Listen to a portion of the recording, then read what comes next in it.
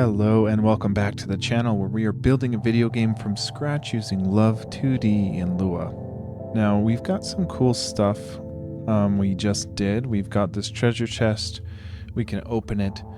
It's got a little dialogue box. We can put in an image of like a gold coin or something that we can get there. And then for now, we're just resetting it back to closed, but for the demo and stuff, it's a treasure chest is like a open once type of thing, but we just have it there so that I can just test things and make sure the coin is going above us as expected and that sort of deal. Now, if we take a look at our little roadmap here, the goal is we're getting towards the demo, right? We're trying to finish the demo so that we can hopefully get it listed on Steam. And my plan was I planned out what we needed to get for the demo.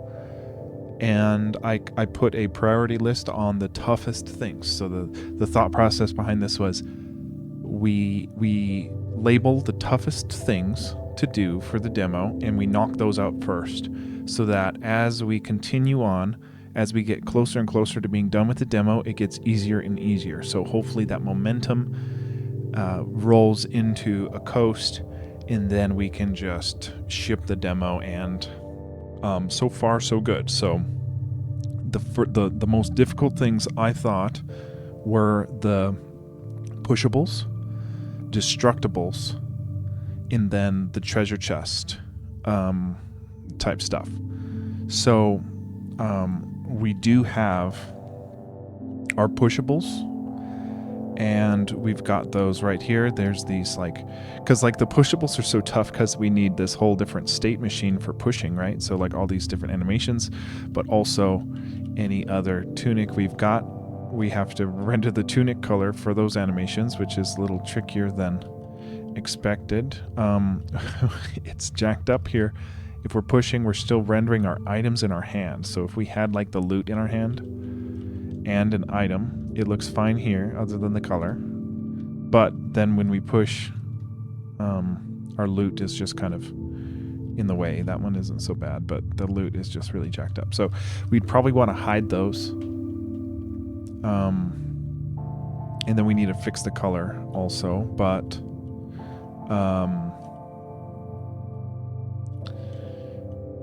yeah, we need to hide those if we're pushing, which isn't too bad. But we've got these pushables, right? And then they're smart because you can't push them into a collidable map object, and you also cannot push them into an NPC area, so you can't make it, go over an NPC. So the pushables are kind of smart. Now we need to add destructibles, which I'm calling like a crate, right? So like if we have a crate, we can do our magic cast and melt the crate so that you can get the coins inside, or whatever we want to hide in there. If it's like magic dust or crafting stuff, we want a little crate to be able to be destroyed and hold some stuff. Hey, Jimmy. The Jimmy cam is cool today. So we're going to be working on the destructibles today, but I'm also kind of just feeling like let's just try to tackle these smaller issues. Like when we equip the loot here, it looks fine if we have a normal color, but if we have like a tunic color, it doesn't always seem to be working. And of course, when I try to check it, it seems to be working okay.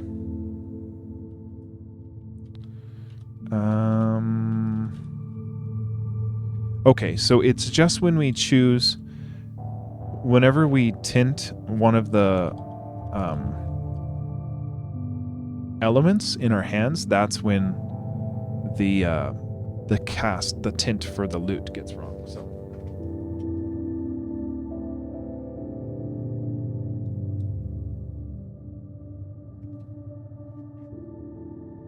okay.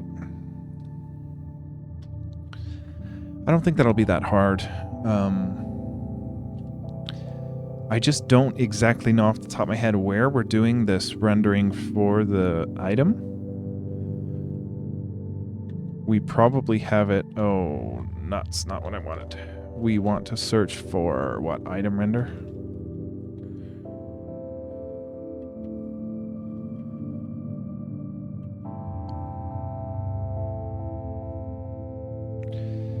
Maybe it's called element render.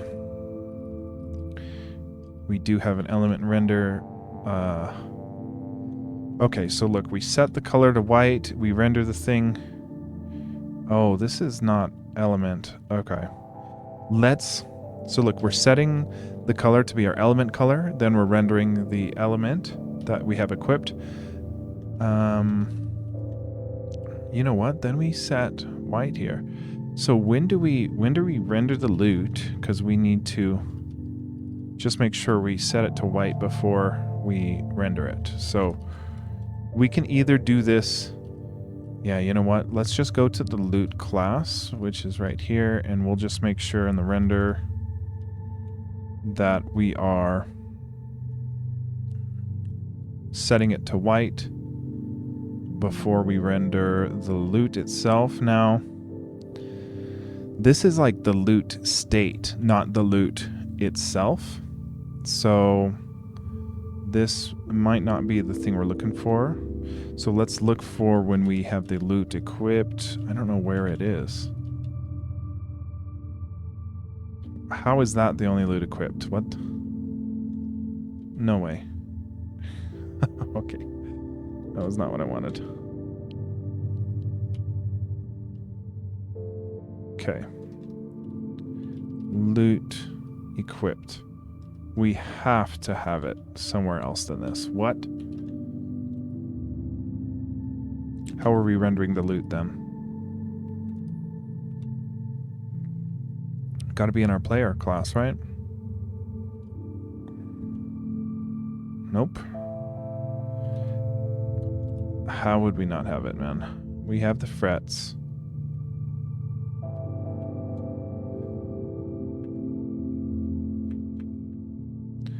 The loot is a whole deal.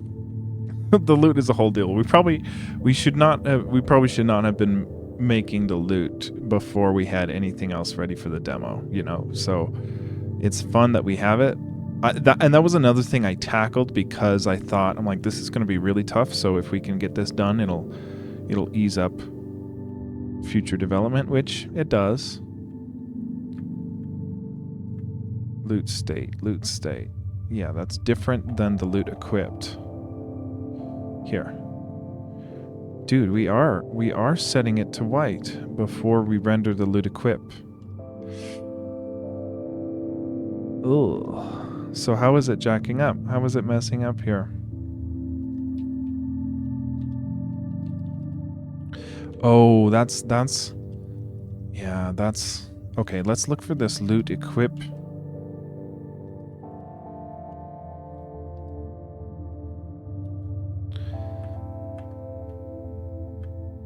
Okay, right here, we are not setting our color.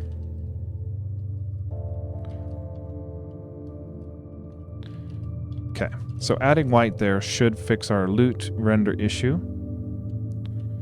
So if we put our loot equipped and then try to get a tinted color, yeah, that looks to fix it. Okay. It's a lot, you know, that you can equip this stuff all at once, but I think it's cool. I think it's interesting that you can.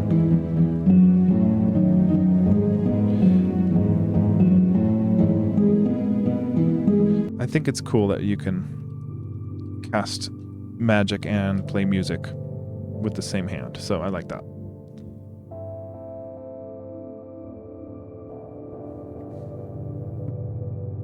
Okay. So it looks like we fixed that. Now what's tough is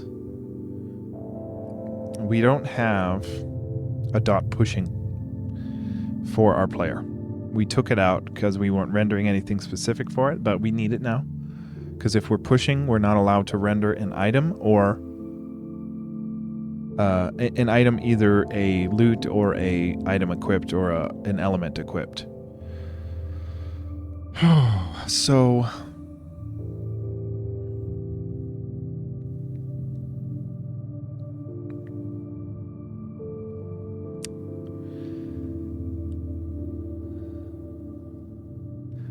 we are rendering our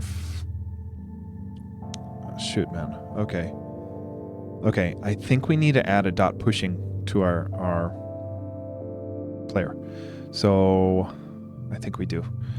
Let's add a dot pushing, and we'll say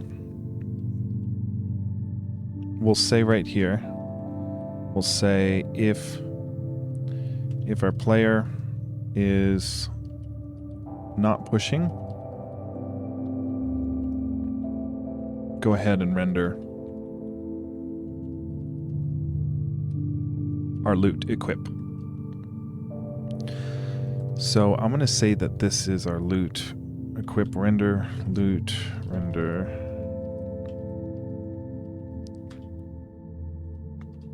Okay. So if we're not pushing, go ahead and render the loot, which it shouldn't change. It should render the loot as normal. Yep. Okay. So we need to... There's a couple of other things. Yeah, we got to do a bunch of stuff, but let's add a dot pushing to our player. Now we do have a pushables. It's not a pushable. It's a pushable type collidable map object now. So what we want to do is anytime we are, what do we want to do it? Anytime we check collision. Anytime, you know what? I don't know wherever we do it. What we're trying to do is we're trying to set our player's dot pushing field to be equal to true whenever we're pushing, and we're only pushing if our player's colliding with a pushable object. So that's why I'm searching for a dot pushable or a class type of pushable. Okay, so it's not here. I want to say it's in our player walk state. And whenever we have a class type of pushable, yeah, whenever we collide with anything, we're going to say our player dot pushable gets true. And then in our player idle state, as long as that's working as expected, our player idle state, we need to just reset our pushable to false. So, we already do that. So player pushing false, we initialize it to false. That should be okay. And then we could do it here to the, this will touch the same thing, but it's a little more consistent of self.player pushing gets false. Okay. So let's print up this pushing field and make sure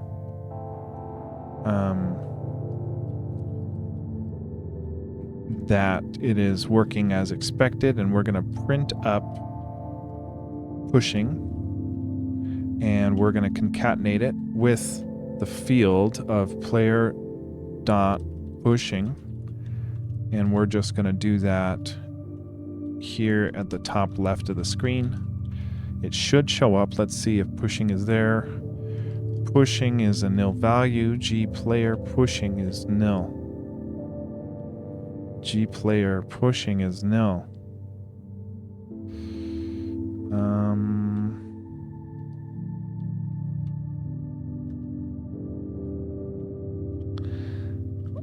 Let's go to our player class. Yeah, we just added this. We just added it. We saw that it was there in our player class.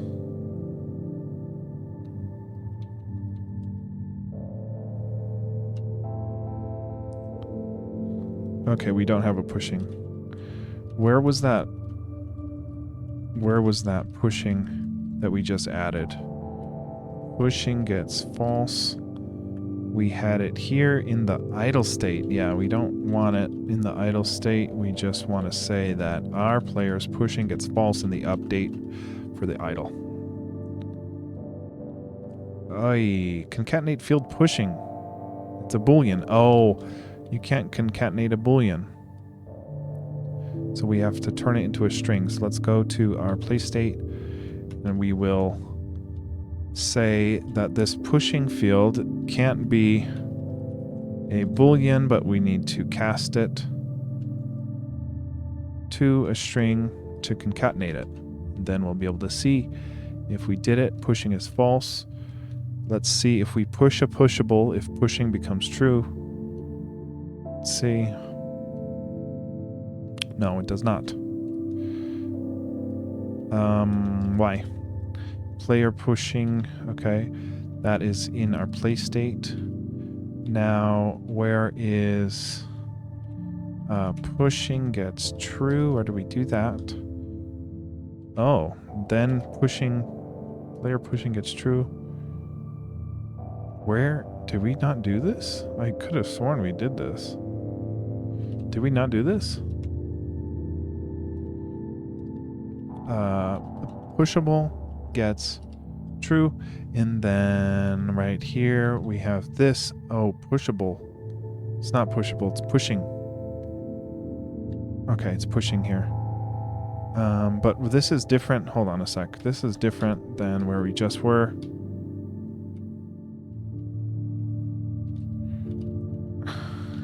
Pushing.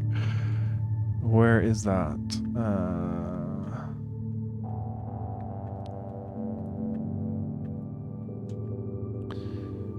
In our walk state, if we collide with any map object and that class type is a pushable, yeah, we want to set our pushing to true. Yeah. So where were we just at where we messed this up? Player.pushing gets true. And then where did we just take this from?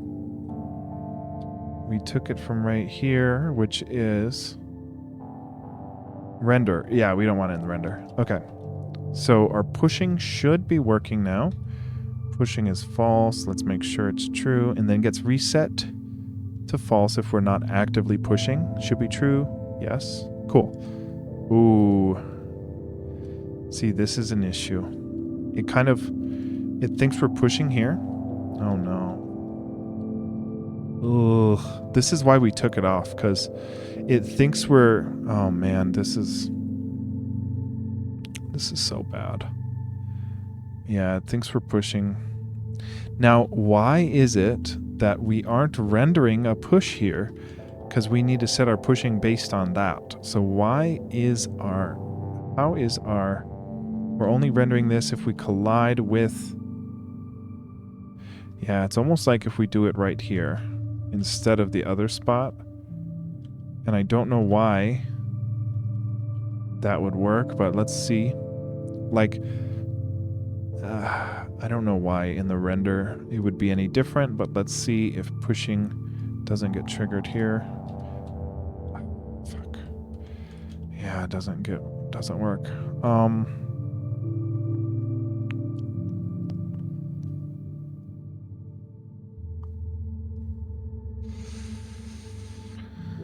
I guess whenever we change the animation to a push, that's when we would want to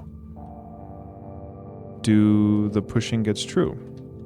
I don't get why this one is so wrong, but let's try to do it anytime we become pushing animation. That should kind of match it to any time we're actually pushing. Hey Prosto, what is up?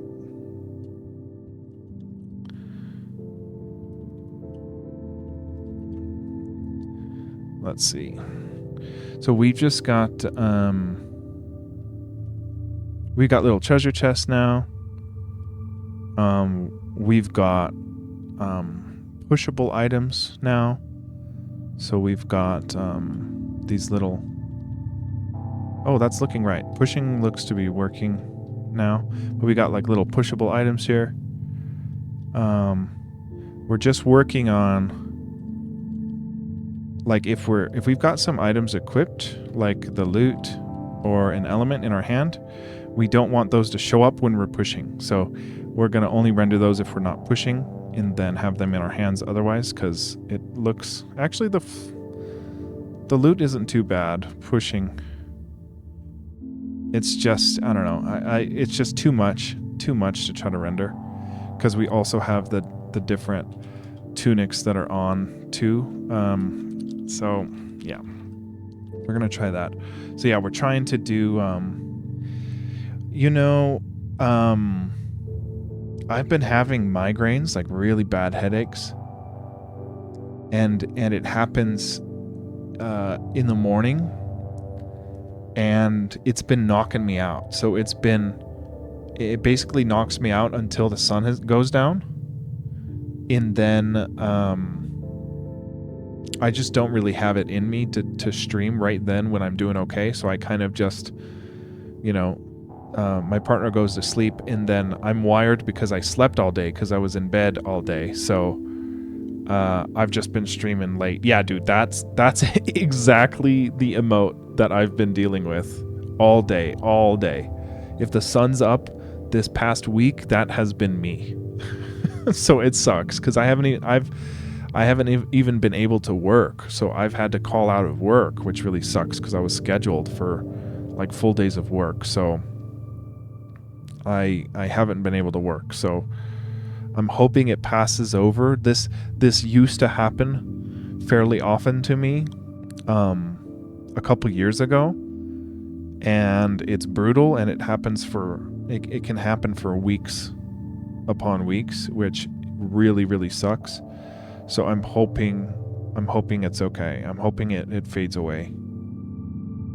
Yeah, I've just been shutting down, yeah. And I think it's a combination of like stress and life events and stuff. And I had to, last time, like it was literally like 3 weeks in a row of basically 8 hours a day of just being dead in bed from a headache. So I really don't know how to fix it. And then the medicine I take for it makes me nauseous. So then I feel like a dead in bed, and I need to throw up, which is even worse than just being dead in bed. So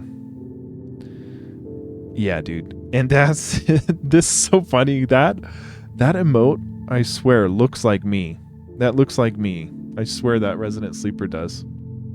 But yeah, I don't know how to fix it.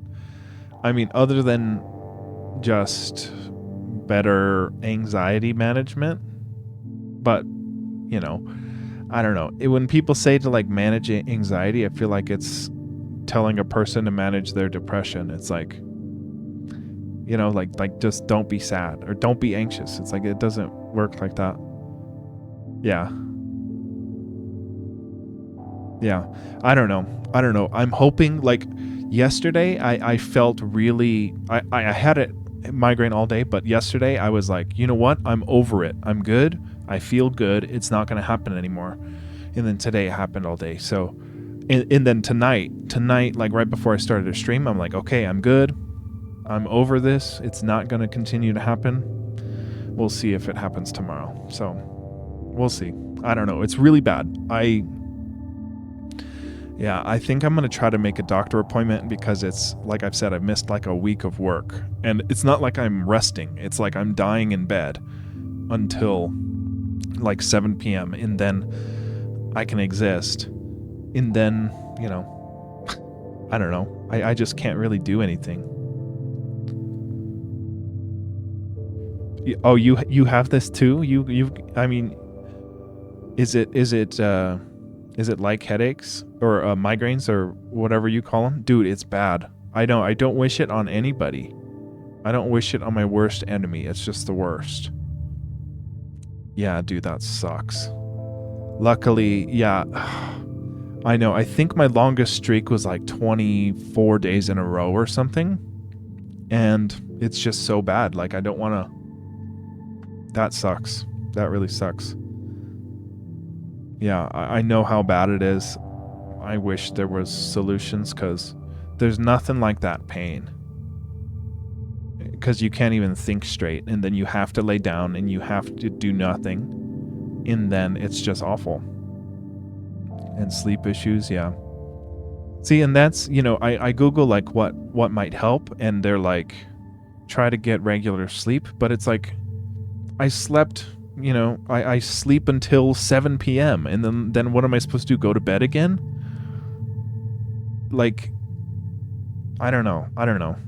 So I'm just hoping it washes over. I hope it washes over, because it really sucks. But yeah, oversleep kills me too. Yeah, I know. I'll feel super fatigued if I sleep too much, which is like ridiculous. So yeah, I think I went about like 8 months without a migraine or something, and then it's just been the past 8 days in a row. I know. I really don't want to use the painkillers so often, because it's literally the only thing that can help a little bit, but I don't want to have to do it every single day. So like I took some today. I needed to take some today, but the 2 days before today, I didn't take any, and it just really hurt, and I don't know. It just sucks because it makes me nauseous too when I take it. Like, it'll help, but it'll make me feel like I want to throw up. So, just sucks.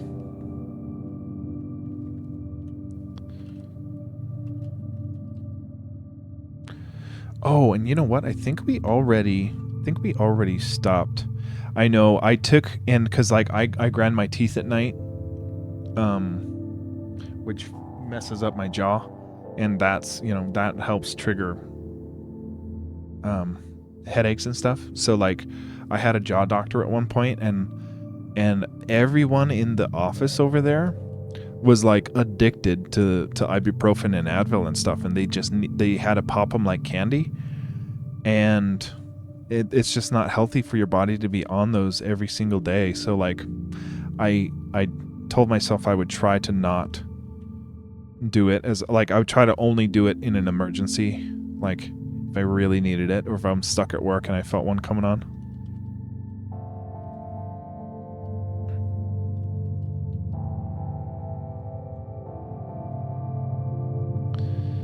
Okay, we only want to render this element if our player's not pushing.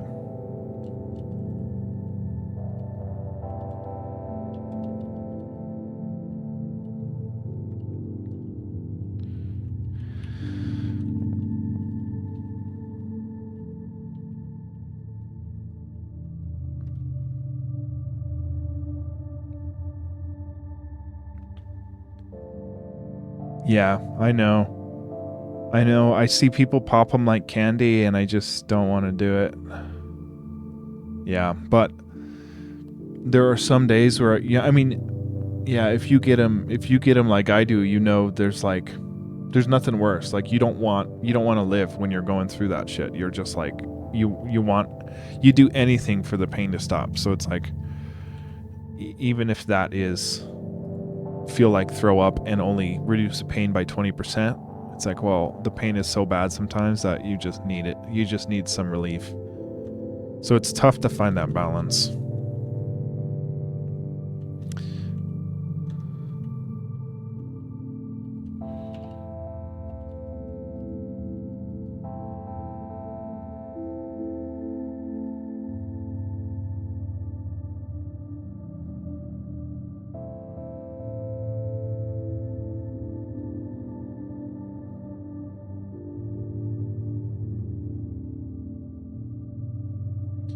You know what? I didn't.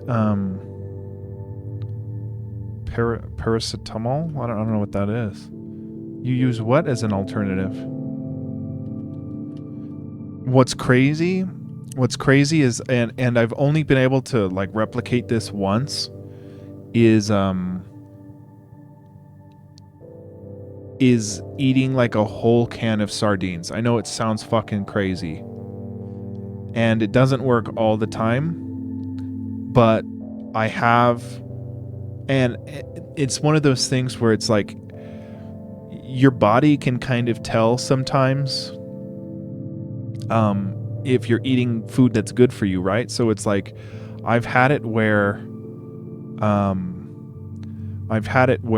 I've had headaches, and then I eat like a whole can of sardines, and then the next day I feel better, and my body kind of feels like it's from eating the sardines. I don't know. I don't know if that's real or anything, but I choose to believe it worked. And actually, I should have ate some sardines already, because it's. I'm not saying it always fixes it, but I have ate some before during like a week-long migraine period, and I felt like the sardines actually helped. So, yeah, I've got some Tylenol stuff. I think the stuff I use has that acetaminophen and caffeine. I take the Excedrin. It seems to be, because like if it's just ibuprofen, that doesn't do anything for these headaches. Like it's too strong for those. But if I take the Tylenol or the Excedrin, it does seem to be able to knock it out if I catch it early enough. I know it's horrible for like your stomach health and everything. So I really try to not do it. But I should go get sardines and just eat a whole can of sardines again, because something I don't know what it is. I don't know. I read somewhere that omega-3s were good for like easing inflammation. So I think I read that, and then I tried eating a whole can of sardines one time, and I feel like it worked. So I should try that again.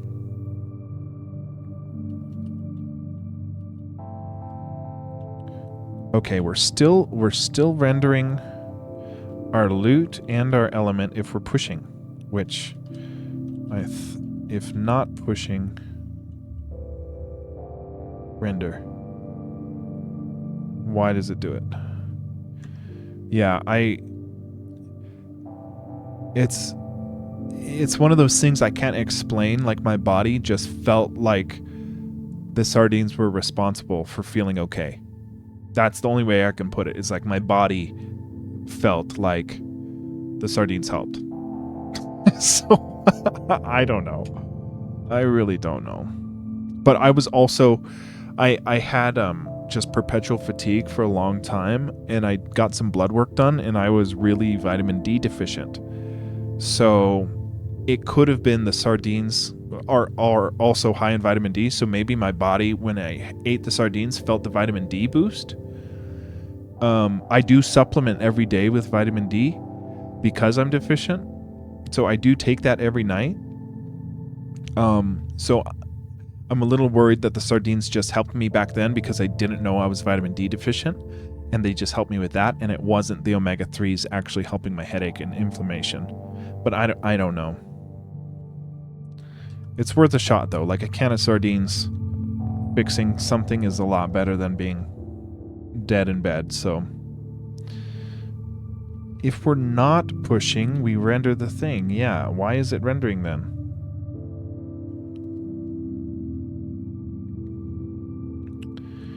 We render the inventory type, that's right. So if we take out, yeah, why would it be doing this? If we take out the element render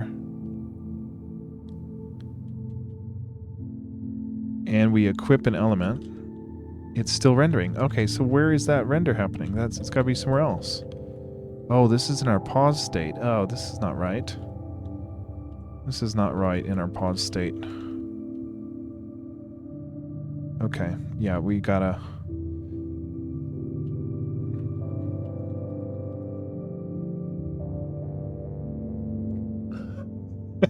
Dude, no, I know.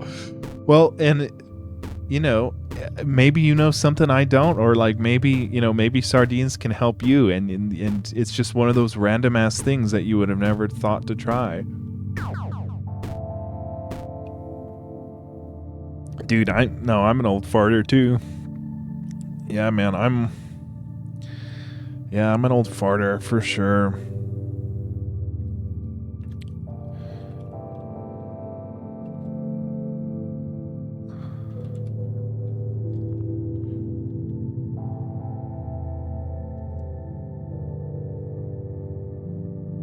Yeah. And I'm thinking that's probably what it was, because when I got my blood work done, I was like on borderline, I forget what the word was, but severely deficient. Like I was definitely deficient, but I was almost severely deficient. So I've been supplementing vitamin D for almost like a year now, and that worked really well for my overall fatigue and energy levels, but not my inflammation. Because I've got TMJ problems, so I can't open my jaw all the way, and then I grind my teeth at night, and my jaw's all tight and sore, and then I think that triggers headaches. Yeah, it's super easy to supplement. You know, I get the sublingual stuff and just put it under my tongue, and it's pretty cheap. It's only like $10 for like a month supply or something. At least where I am. So I would say give it a shot, because it's easier to just take that than to go get a bunch of blood work done.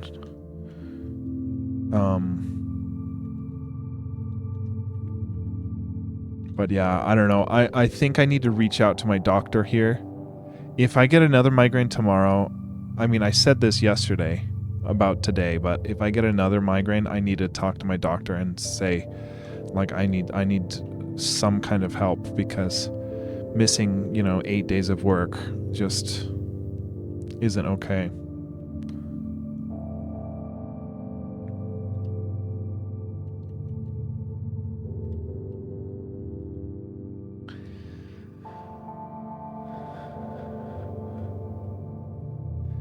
Yeah, there you go.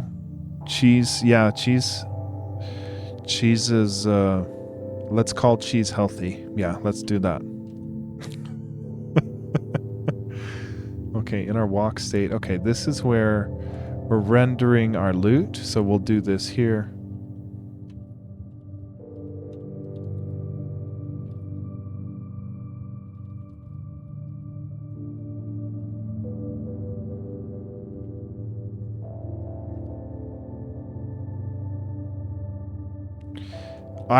I really like Gruyere cheese, Prosto. Do you have that, Gruyere?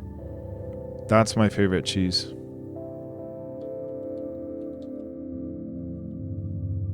Not like, do you have that right now, but like, do you just have that in general? Okay, nice. The loot is gone now. Yeah, Gruyere. I really like that cheese.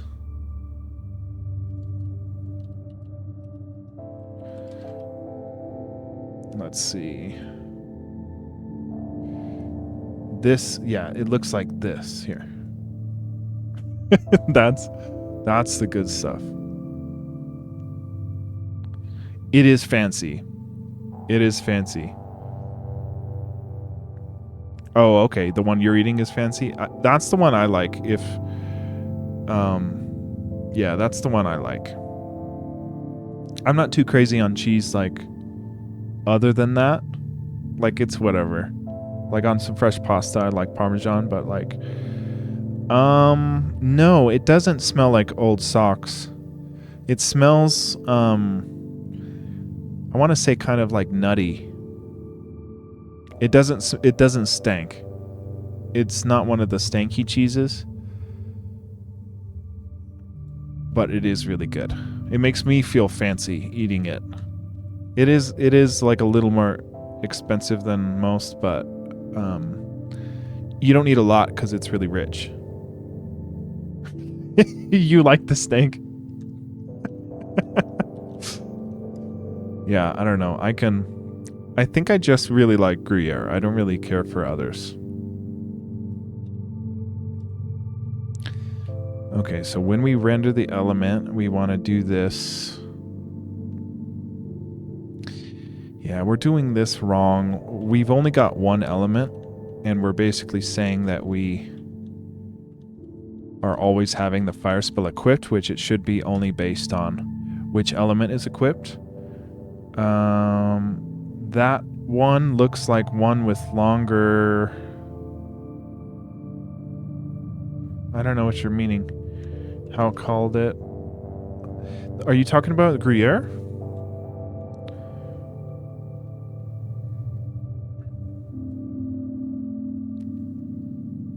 Okay. Okay, so we're seeing if the element and the loot goes away if we're pushing, and it looks like it does now. So that's good. Cool. So if we push, you don't see it. You know, a little continuity mistake, like you don't see the strap of the loot. But I really don't want to be... There's already so many different layers going on with the outfits. I don't want to complicate it. I think it's okay. Longer hold, smellier cheese. Oh, okay. Longer hold. I don't know what you call it. Longer. It's not really fermenting, right? It's like just aging. They call it aging, I think. Yeah, the more aged it is, the more stank it gets. Yeah, I think we just call it aging.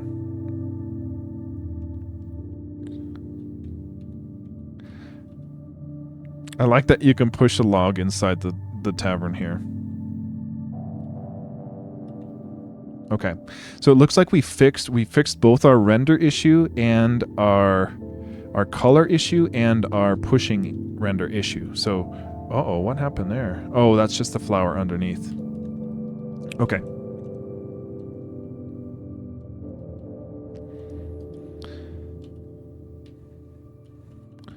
Okay, we don't need this anymore.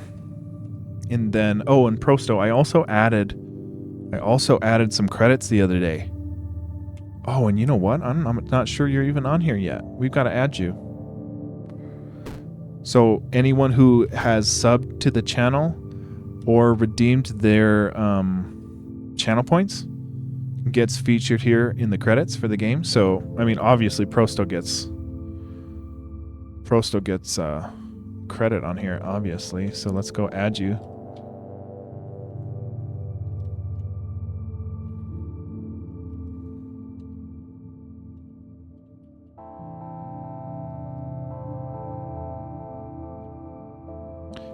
No, you're good. You don't gotta redeem it, dude. You're a homie.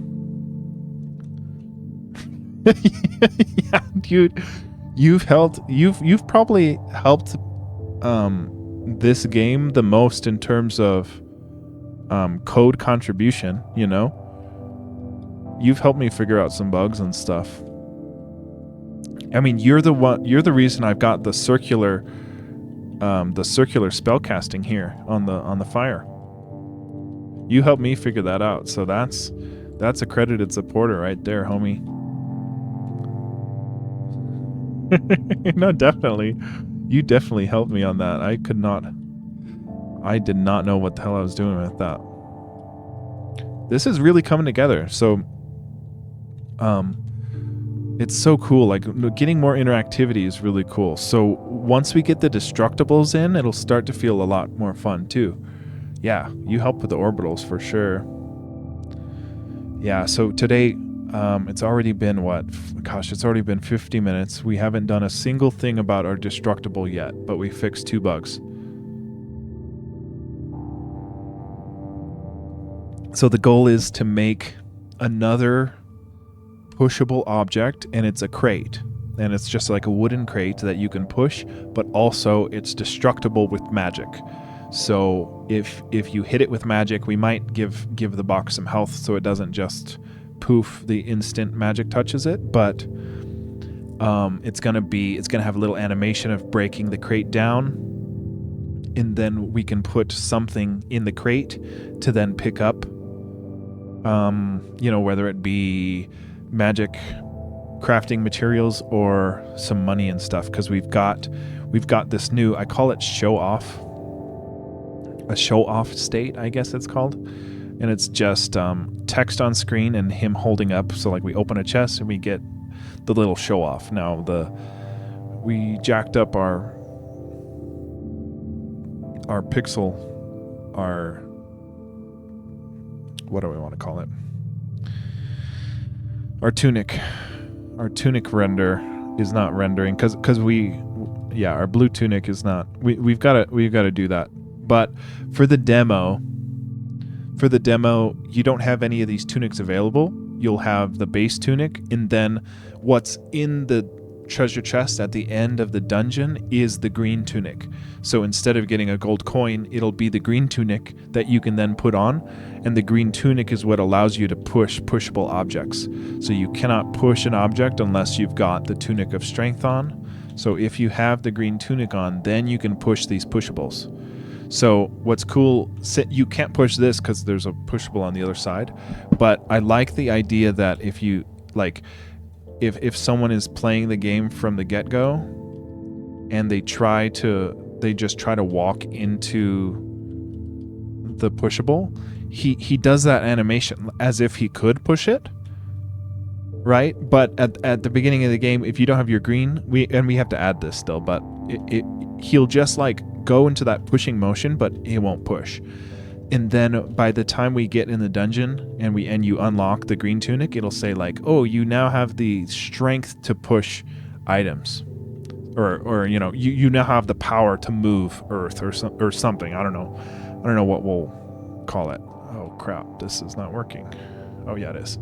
Okay, so that's gonna be, we don't. Oh, I guess all that to say, we don't need to fix the show off with the tunic colors just yet, because when we limit it to the dungeon, yeah, see, that's all jacked up. I don't know. Part of me just wants to fix it now and be done with it. Oh yeah, sweating. Oh yeah, I like that. Like he's got the like sweat strain coming off when he can't push it. I like that.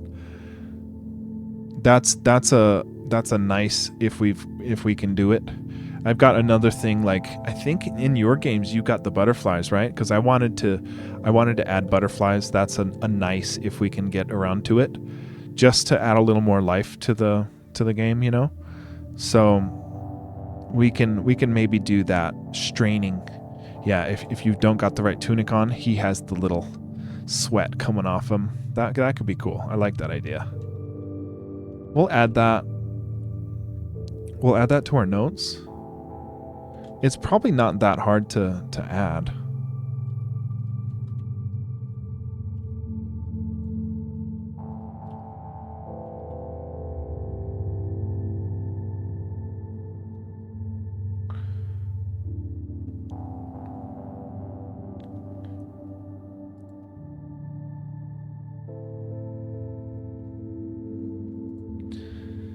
Oh, you got a moth? That's nice. Yeah, I mean, I don't think, if I add them, they're not going to be interactable. They're just going to be little things that kind of just have random logic to it, I think. And that's funny. No, yeah, that's cool. You should have one room where it's like pitch black, but there's like 300 moths in there. No one can survive. So yeah, semi-hostile mob. There you go. Okay, we've got to work on our destructibles, because it's been 50 minutes and we haven't done anything with destructibles yet. So we're going to try to add like a crate.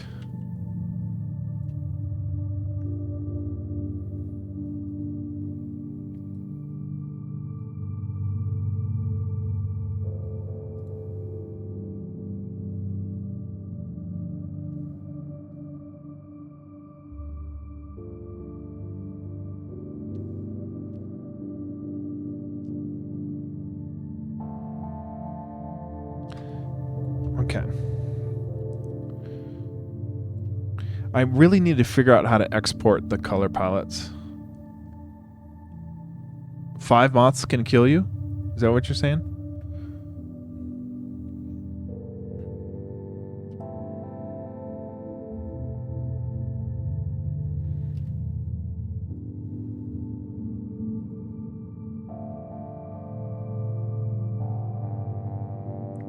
Okay, looks like we've got...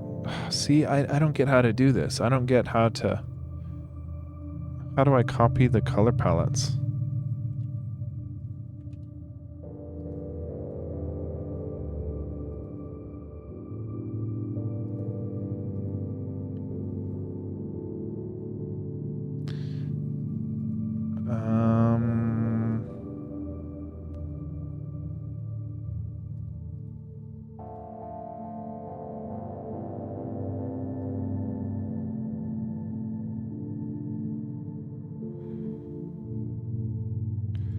I don't know.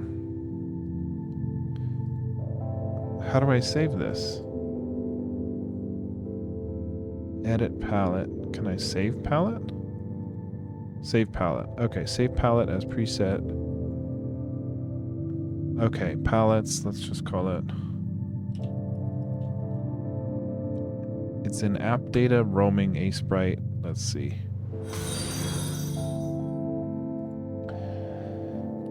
Hey, thank you for the follow, Pravin. Hey, thank you. Welcome in.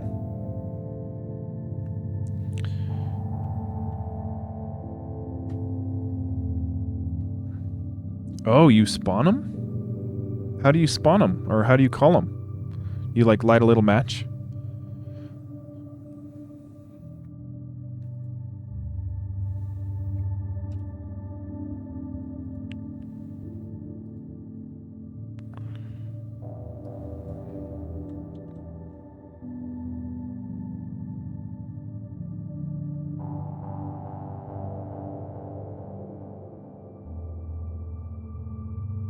I think we're gonna go for some kind of like faux 3D crate thing here. It's supposed to look like wood. So maybe...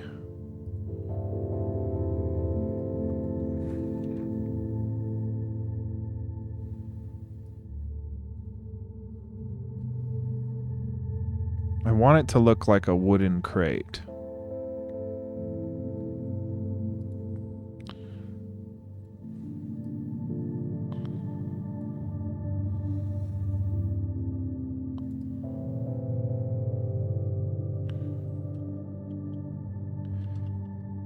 I want it to be more like, I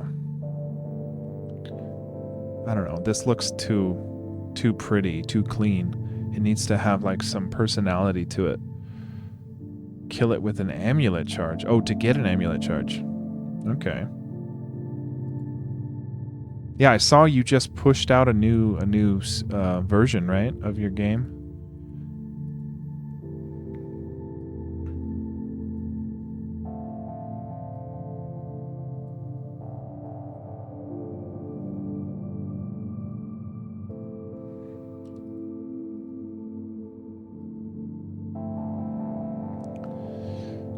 I don't know. It doesn't look like a wooden crate to me. I think I want more... I think I want to maybe shape the wood a bit. This color looks okay to me.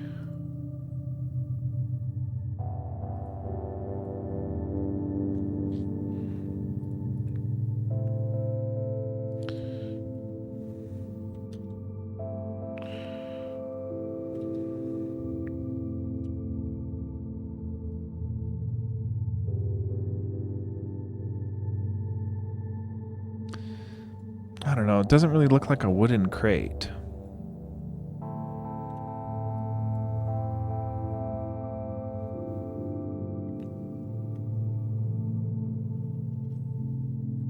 Yeah, especially at 16 by 16 pixels, it's like just so hard to get anything looking natural. Yeah, it doesn't look like a crate. Maybe if we go like wood planks, but also, you know, I want it to somewhat feel 3D. Like it doesn't, I don't want it to feel like just flat, right? So maybe, well, let's see if we can get a texture we like, and then we can kind of shape the top to make it look 3D. So I don't know. I feel like it needs to be a lighter wood color.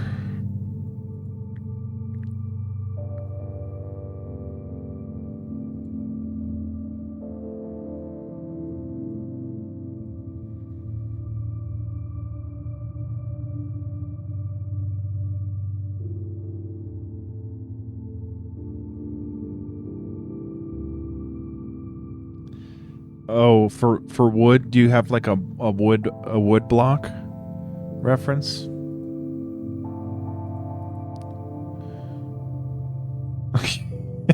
Dude, wood is tough. I mean, I've got some wood in the tavern, and it doesn't look all that good. Like, let's see what my wood looks like in the tavern. So, like, that's like mud. I gave it like a mud texture, but then in the tavern over here, I think I made some... I mean, there's the wood I made for the cabin, which also doesn't look great, and then this is the wood. Oh, actually, yeah, that doesn't look so bad. And we've kind of established these colors already, so maybe we have this same kind of wood paneling? Okay. Yeah, I think this might work. Yeah, I think we just take what we did over here and just shape it into a box. And then it's more consistent. Anyway. Yeah, I don't know why I didn't think of that. Yeah, this would. No, that doesn't look too bad, actually. I did a decent job with that.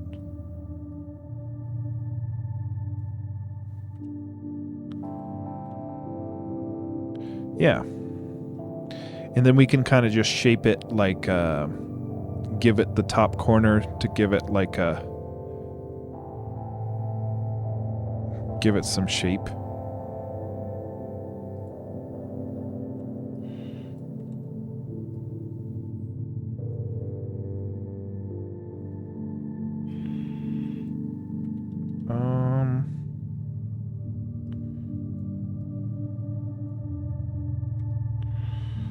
What the...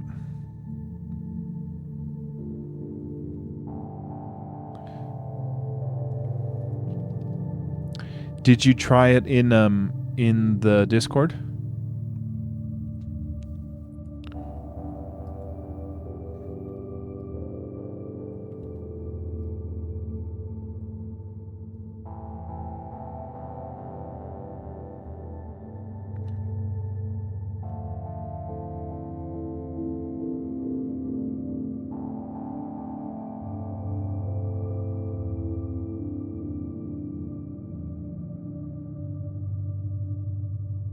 I don't know if I like this.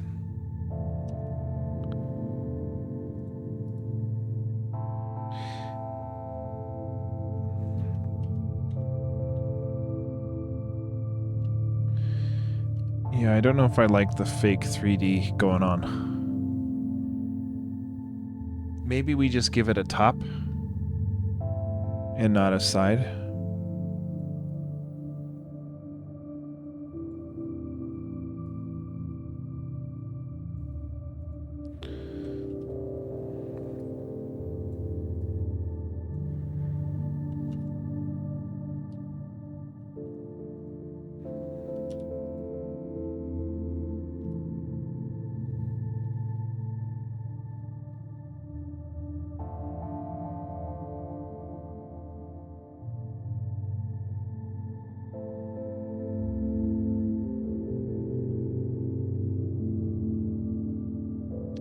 Still doesn't look like a crate.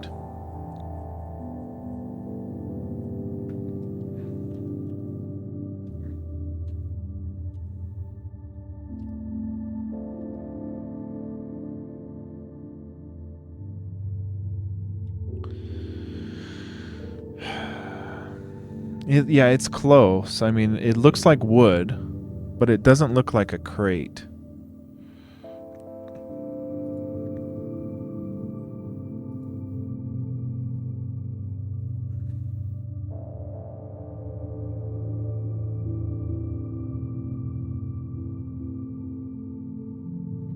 Maybe if we get clever with the shading, like a lighter top side, and then a shadow side over here, maybe it looks better.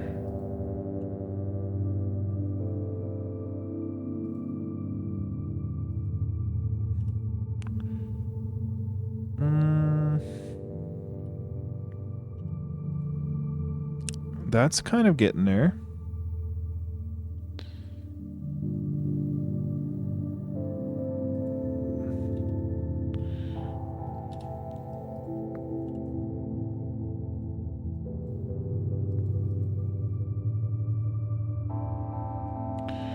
It's kind of getting there.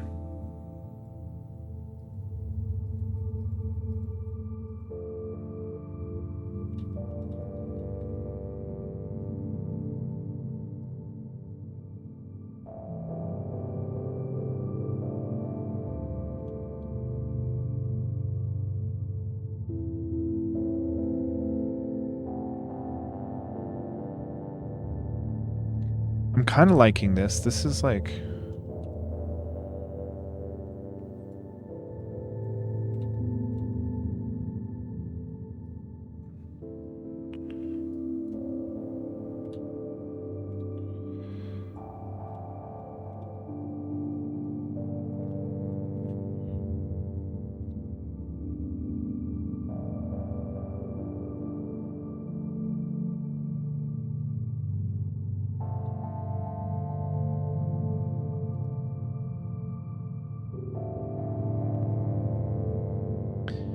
I don't know. That's kind of it. I mean...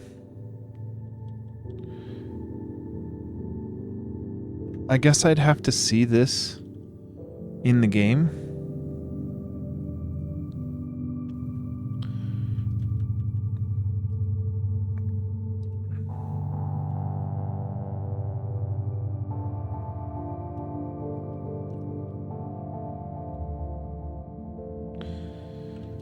I think it can read as a crate. Yeah. I think I like that.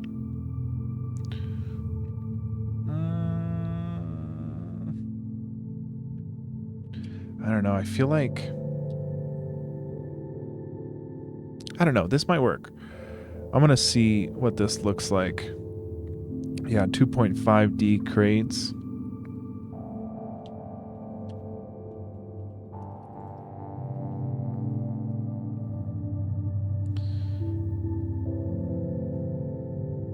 Yeah. I'm not seeing anything immediately that kind of looks... I'm going to see how this looks as a pushable in the game, and then we'll see. We'll see how this... You know, I don't know, because I'm okay with, like, a lot of things being placeholder. You know, if we get it where it's just readable, then we can add it to the game now, and then we can tweak it easily in the future. So I'm kind of just about getting it most of the way there, and then we can fine-tune it.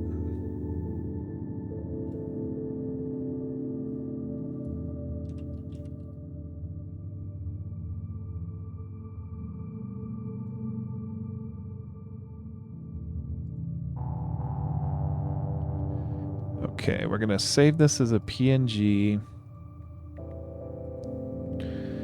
Let's import it into our game here.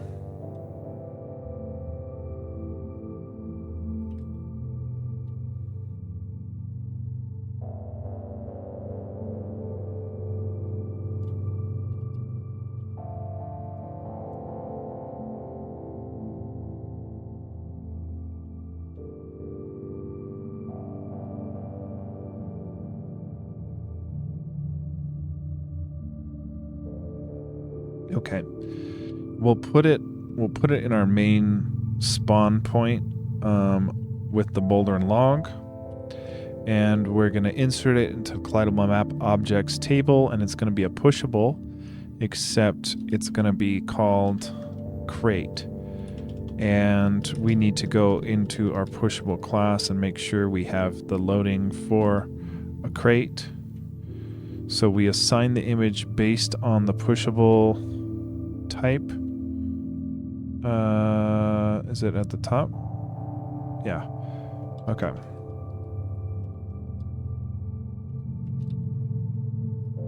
If the type is crate, then our image is our global crate drawable. Okay, so let's see if we go to our spawn and go back to 7.2. Yeah, let's go back to 7.2 and we'll see if our crate is there. Okay, yeah. Oh, I like it.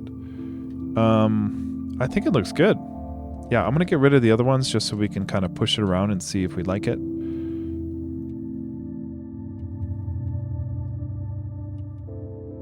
Yeah.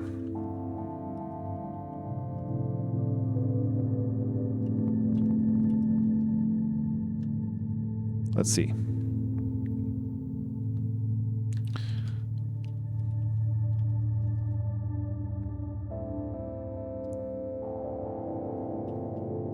I like it. Yeah. It's pretty readable as a crate. Maybe like one shade lighter of wood for both browns, maybe. But also our wood is already that color. So I like it. I think the faux 3D works pretty good too. Yeah. I think the shading really helps. The shading on the left side there really sells it. And then there's 1 pixel of transparent right there at the bottom, I think is also a good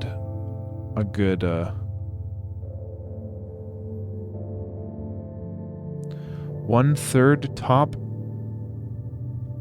2/3 sides? 2/3 side? I don't want it like super deep. I just want it kind of like 1/3, 2/3 side. Oh, like give it a little bit more top, you're saying? Like 1/3 of the height is top? I don't know. I feel like this is kind of the sweet spot because I don't have that effect on anything else. I don't think I want to strain it that much of a perspective. I think I'm mainly just going for readability, and I think it looks like a crate to me. That's cool. Okay. So the goal is we add a update function to the pushable crate, and then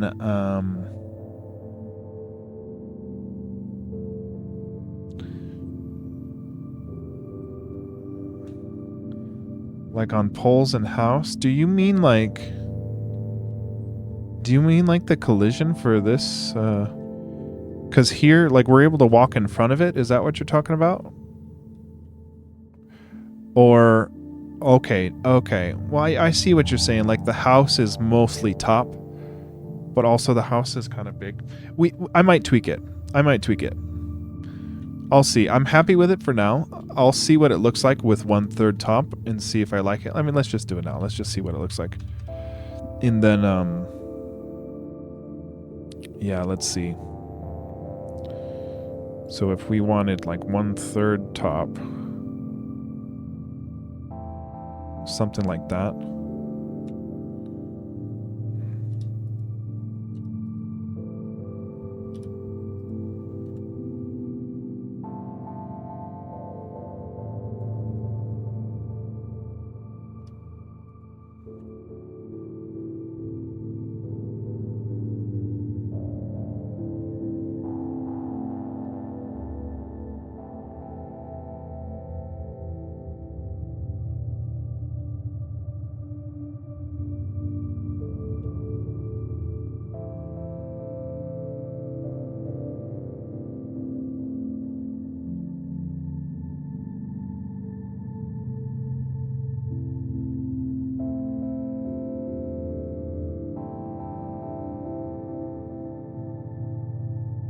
I think maybe just 1 more pixel of top, and then I think I like that.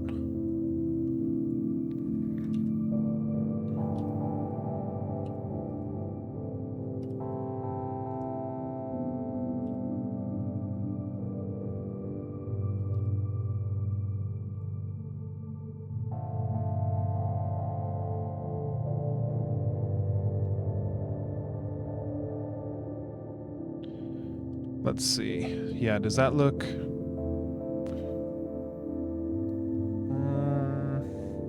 I think that does look good. Yeah, I think that does look good. I think it's hard to get the right texture.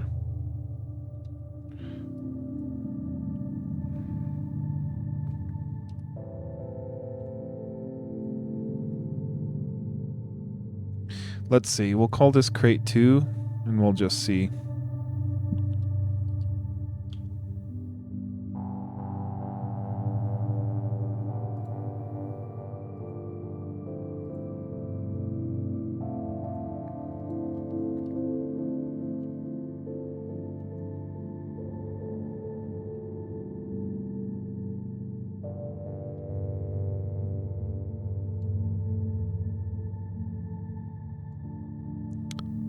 I don't know. I think it looks a little stranger to me now. Oh, you know what it is? It's the top right corner that is throwing me off. I think if crate 2 had invisible frames here, yeah, that might be it. That might be it.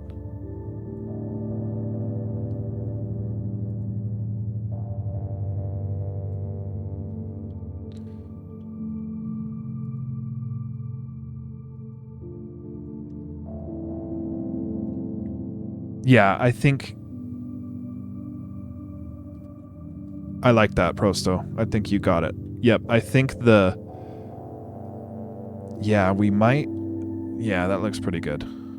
Yeah. I think I like maybe shaping the bottom left corner just a bit more too. But the top right looks really good on that now. Yeah, I'm thinking we move this to here, to here, to here, and delete that. Yeah.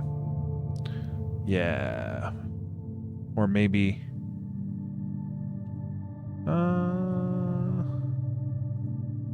I don't know, that might be too strong. Yeah, that's too strong. Okay. Yeah, let's try this.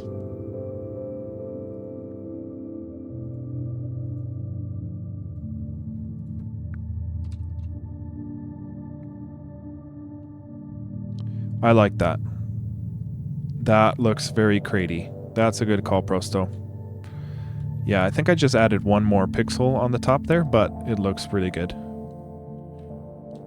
Yeah, that's very readable as a box. Cool. Oh, what the heck happened there? What happened there?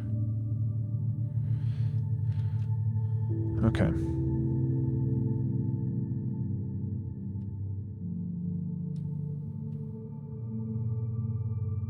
Okay, I like that a lot.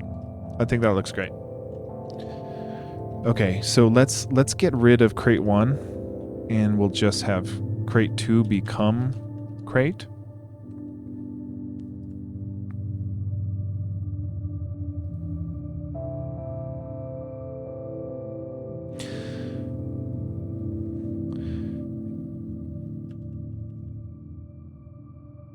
Yeah, so you called it. That was a good call.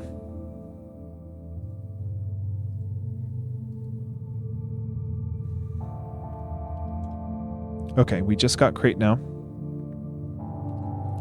Should work. Okay, so we want this to be destructible with our spellcasting so that we can kind of collapse it into like an item or something.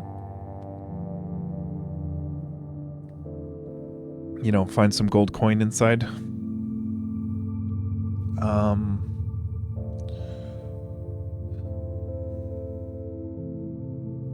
So that means we need an animation.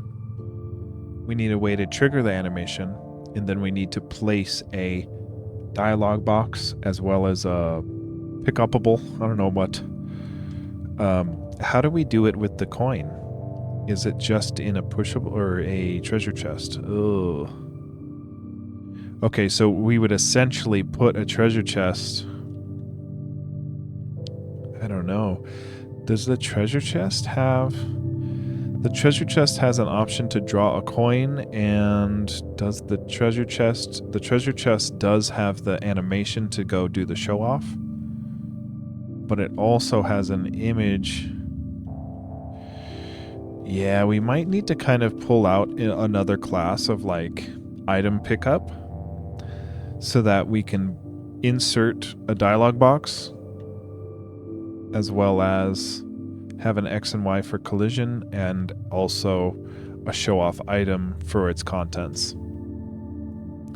So there is quite a bit to do there. I'm gonna tweak Jimmy Cam real quick.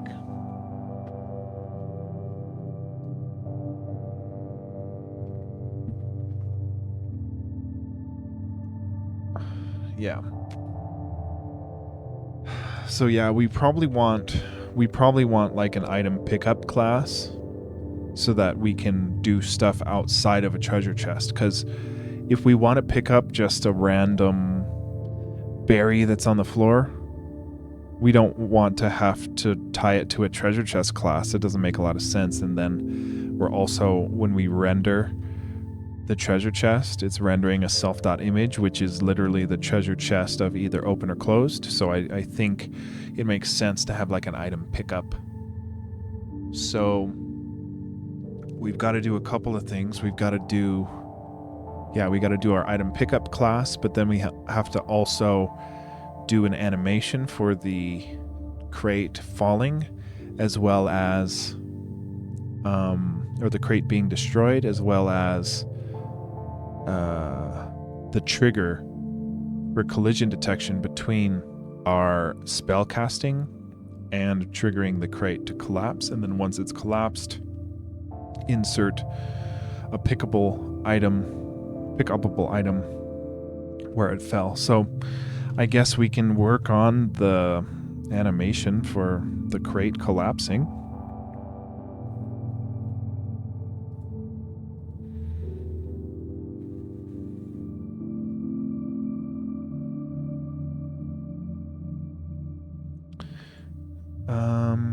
Let's do...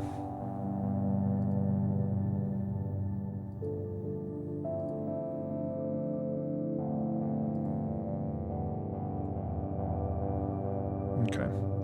So let's... I guess we just eyeball it. Eyeball what a crate collapsing would look like.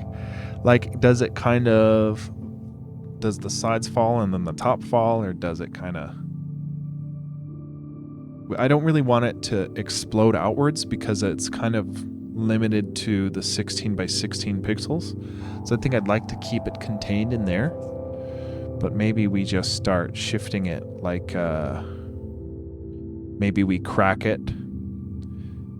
Yeah, maybe we crack it first. Something like this, like crack it up on the sides. Something like that. So it cracks, and then it kind of shatters and falls after that. So maybe...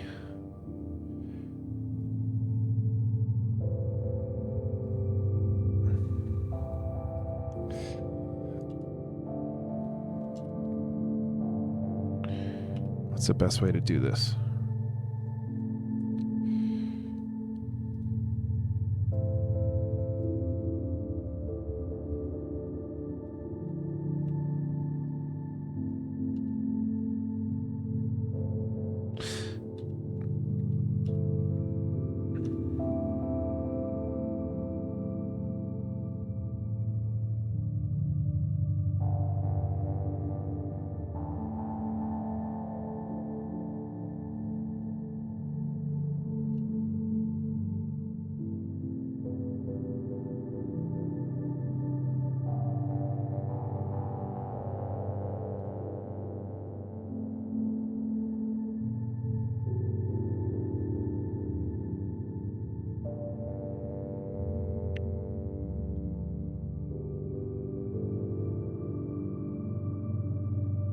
So it goes like, it cracks,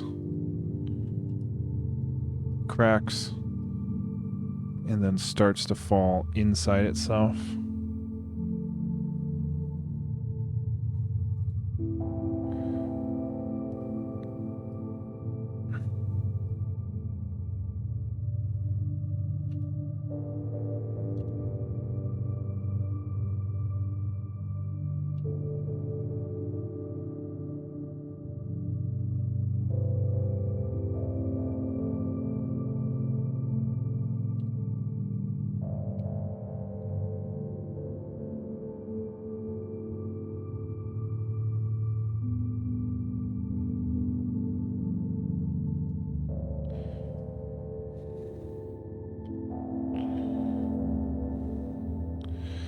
And then maybe this frame we start to crack this bottom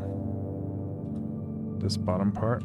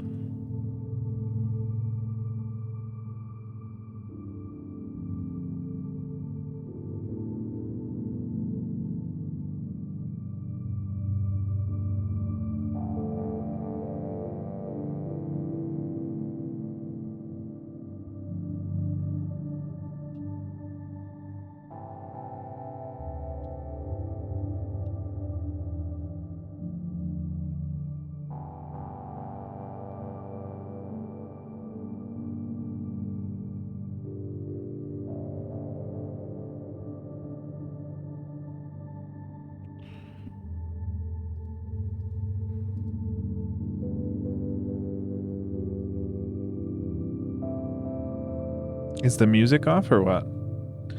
My volume? Oh, gotcha. Yeah, I'm sitting awfully crooked. My spine is so crooked. It's cuz my mic doesn't go as far as it should, so I kind of just get bad posture, but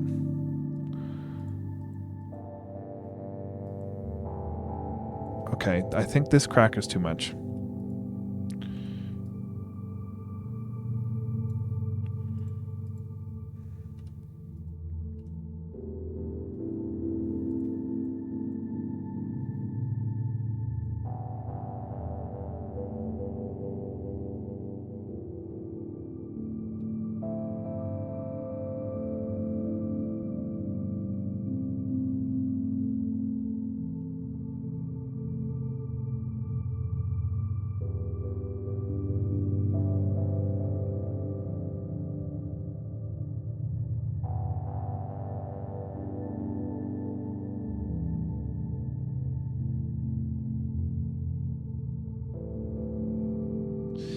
There's a way to change the timing.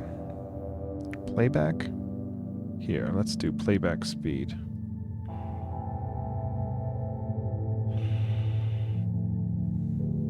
Yeah, I don't want it to look like it's just sinking. I want it to look like it's falling apart, being destroyed. So from here to here, maybe this part can kind of sink. Or not sink. Maybe it just cracks a different way. No. Okay.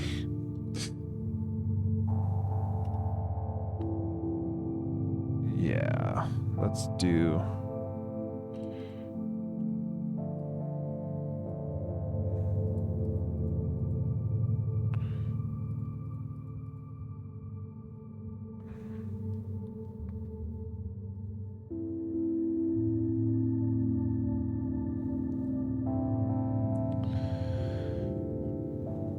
Okay, and then I kind of want the shadow to overtake here. The shadow part can kind of grow a bit as it kind of collapses.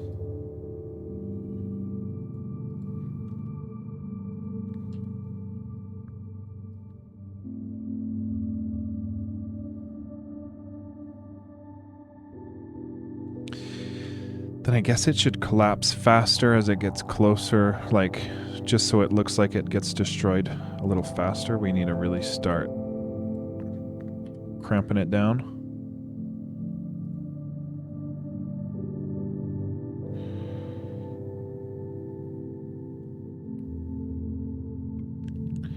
Oh, it looks like it's melting and not like exploding. I think I want, well, I don't know. We have to keep it contained, so I don't know. Maybe we just...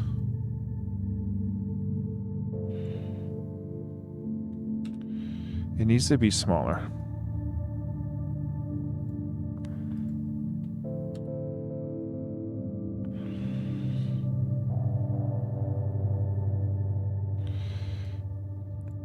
Yeah, I think I don't like that it stays... I feel like these vertical lines need to start shifting so it looks like it really breaks.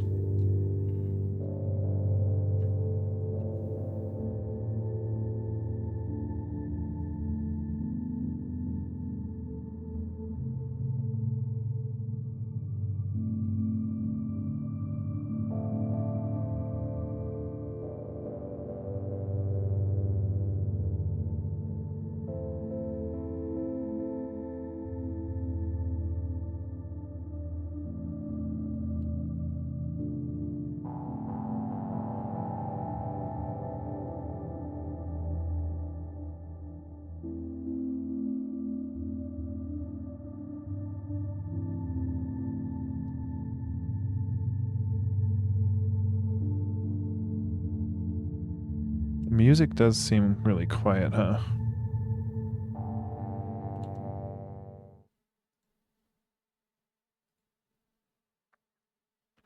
I see what you mean with the visualizer.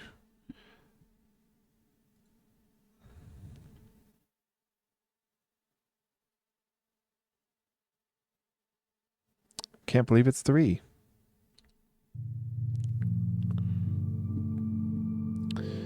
Yeah, here, I can move the visualizer a bit. Yeah, there we go.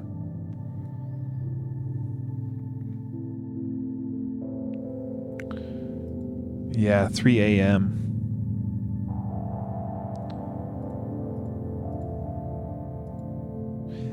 Okay, I think this is looking good. Let's see. Yeah. This needs to be thinner.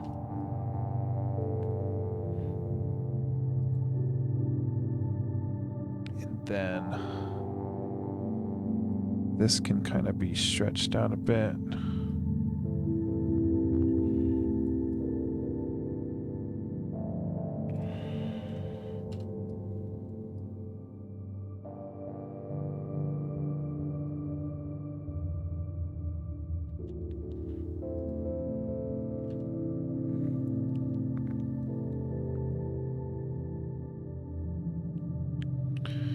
I think I don't like the shape. It's got just like a pile of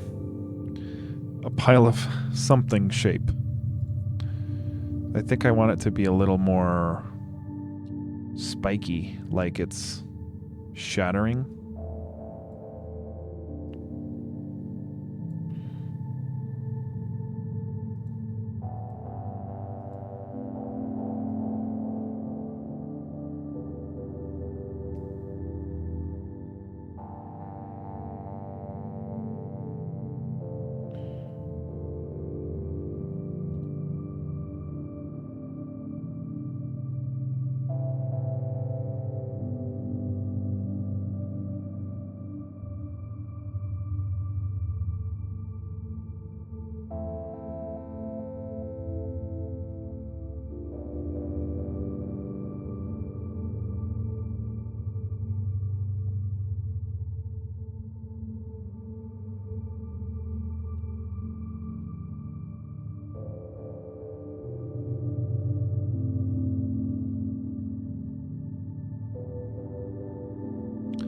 Yeah, that's looking better to me.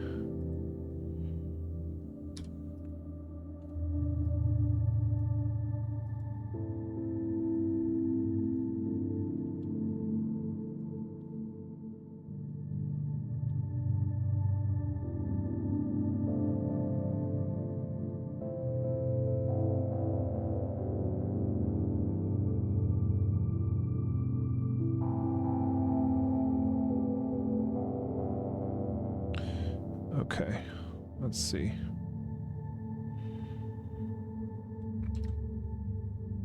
Should be faster than this.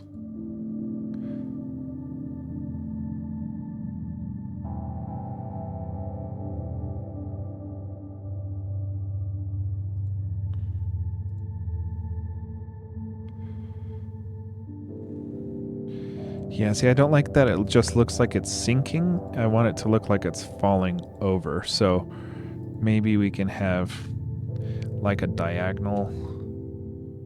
This gray part goes inwards, maybe. And then this part. Now it just looks like an actual turd.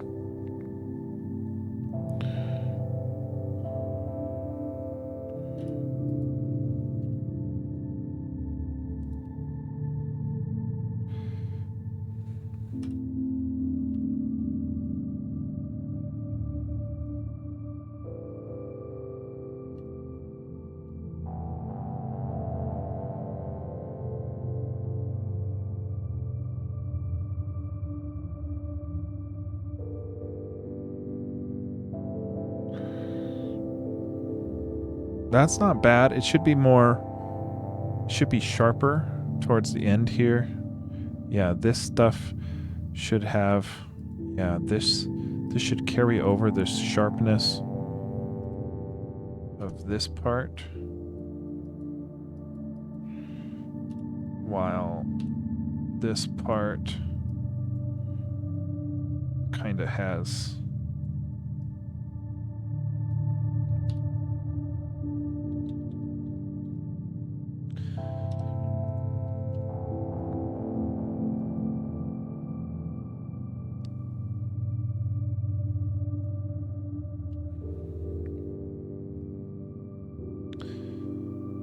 Like, as weird as that looks, I'm kind of curious how it looks like kind of splayed out like that.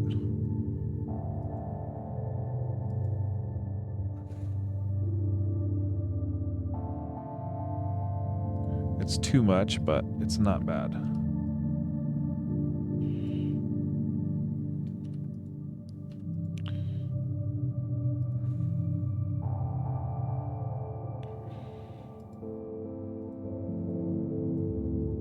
Yeah, here to here is weird.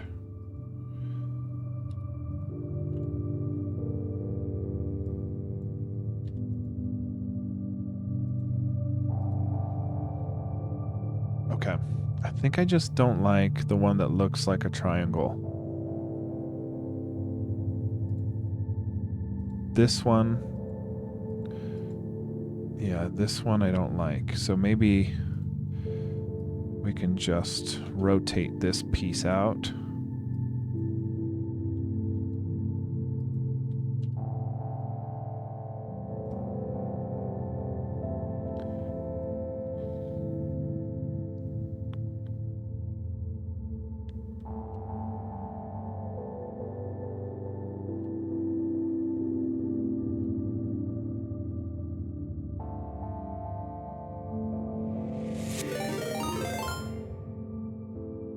Yo, Booyah, hey. Thank you for the raid. Welcome in. Here, let's do the... I always forget to shout out, so I'm not gonna forget it. Hey, how'd your stream go? We're doing some animation for this crate breaking. Because we just added this pushable crate. Hey, you're good. Yeah, do your thing. Do your thing. Thank you for the raid. I appreciate it. Yeah, we've got this little crate that we can push around now, and we're trying to break it with our spell casting. So we're doing the animation for that right now. So we can hide things like rupees or, gold coins or magic dust or whatever. So this game is a top-down adventure game like Link's Awakening. We've got this little dungeon. We've got some coins. We just added these coins. We've got spell casting where you can cleanse the geckos of their corruption. And then we've got other stuff in the game like we've got different tunics. So the green tunic's going to let you push the crates and everything. And then we've got musical instruments too. So we've got this lute that we've got equipped here.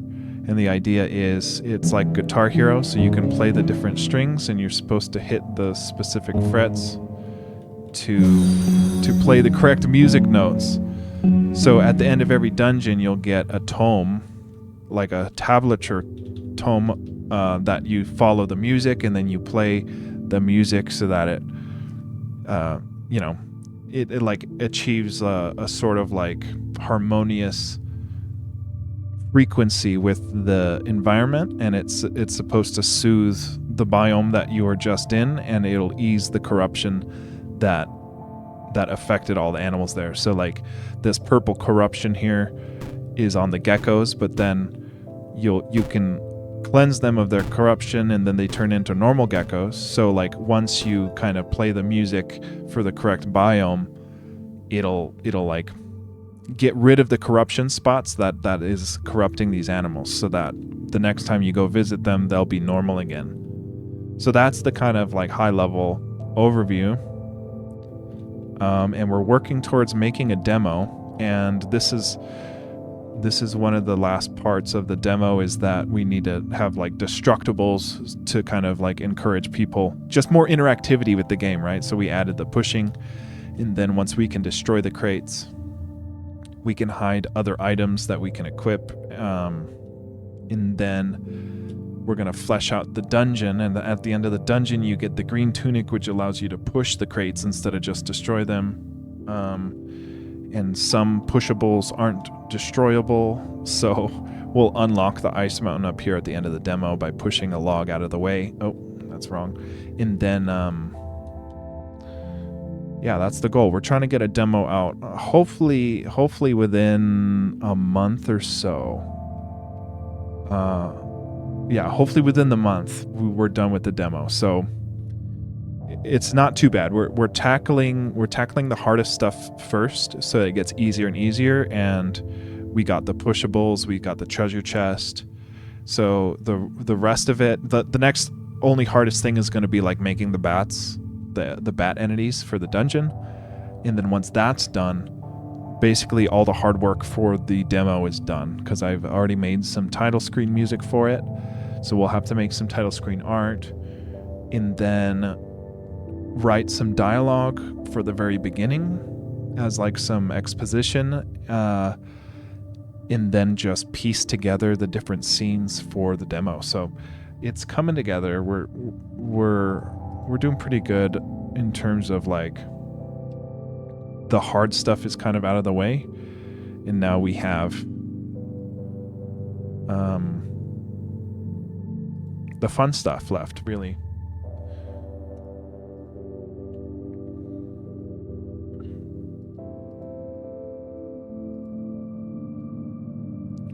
So yeah, I'm just trying to get this crate breaking animation looking okay. It's close. I'm not sure. I think this last frame I don't like so much.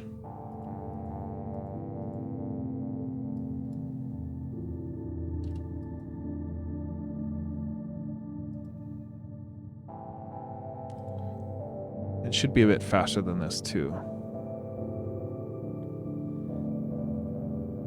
I kind of want it to look like it's tipping in on itself at the end here. So like these pieces should collapse inwards. Well, they kind of do. Yeah, so maybe the shadow should just go on the outside as it like collapsed in on itself. And then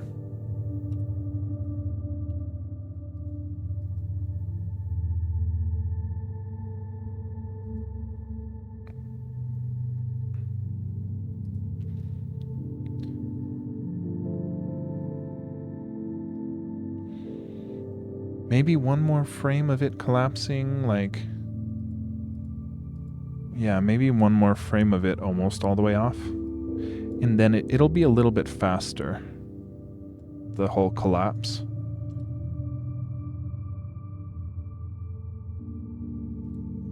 Let's see.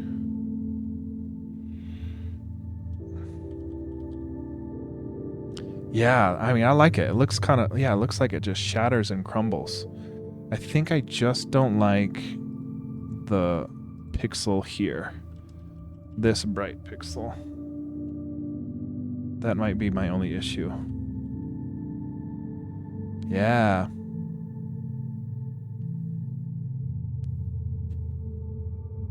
That's looking pretty good. Yeah, maybe just...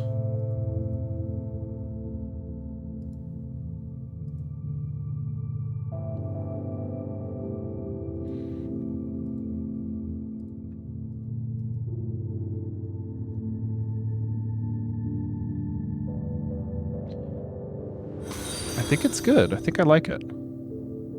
Yeah, we'll have to add this as an animation to our pushable crate and then trigger it upon... hey, Andreas, welcome. Thank you. I'm glad you think it's cool. Yeah, it's been... I think I've been working on this since February. So I started streaming on Twitch in February, although I've been recording my devlogs for a couple years now. So I consider myself a beginner programmer. I mean, I guess now I'm intermediate. I've done like almost coming up on 600 devlogs. So I think I'm okay considering myself intermediate now, but I'm still, I'm self-taught. So I'm kind of just teaching myself these things as I go, because I thought that there was a big gap in, like, there was some super advanced devlogs I saw that I couldn't follow anything. So I thought it was cool to make my own devlog and kind of just talk through what I was doing. So that was my kind of goal when I started the channel.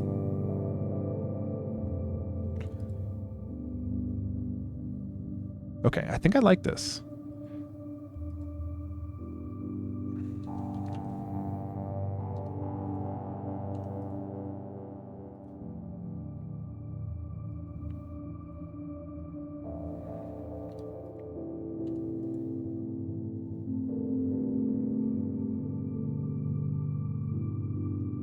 It's amazing how much difference one pixel makes.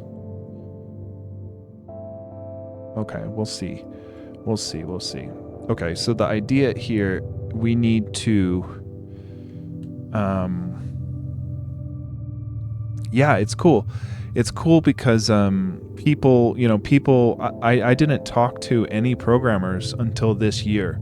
So once I started streaming, I get to meet people like... I say meet, but like talk to people like Booyah and other indie game devs, and then I get to raid other game devs and talk to them and learn about their tools, and then ultimately share the game too with people who like to support and watch indie game devs. So it's such a cool community here on Twitch. I've been loving it.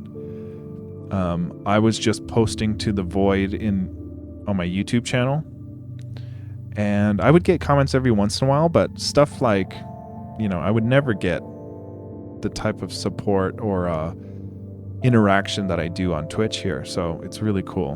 I'm glad I found Twitch. But yeah, most of my streams, I don't know what I'm doing most of the time. It's me figuring out, as we go along. I mean, I built this game from February. You can see like me building this whole game out. So I don't really work on the game unless it's on stream. So we've got quite a bit done in a couple months' time. I mean, for me, it's a lot done. We still hardly have a workable game, but all the pieces to make the workable game are kind of in place now. So, we're trying to add those last couple of interactivity bits so that we can really start building out the game more. So, something like a destructible crate here allows us to destroy things and hide gold coins or other craftables and stuff. So this should be a good step. Now I want to export this into its own tile sheet so that we can make an animation from it. And I think we can do that with an export sprite sheet here. Cool. Okay, so yeah, this is what we want. We want a crateBreak PNG as an atlas.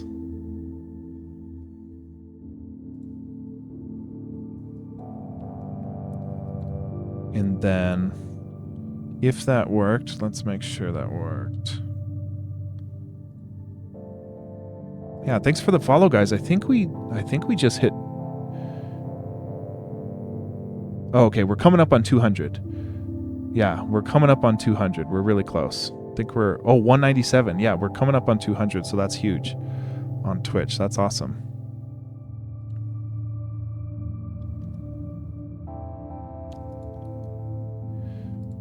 Okay, so we have this crateBreak atlas. Cool. So that looks like it exported correctly. I like that. So we have to update the animation for this, which we need to do a couple of things, because right now we don't have... This is in our treasure chest class. We need to, in our pushable, if we have a type crate, we do this self-image, but we need to actually change the image over time so it animates. So spend your days wondering if this pixel should appear now or 2 frames later.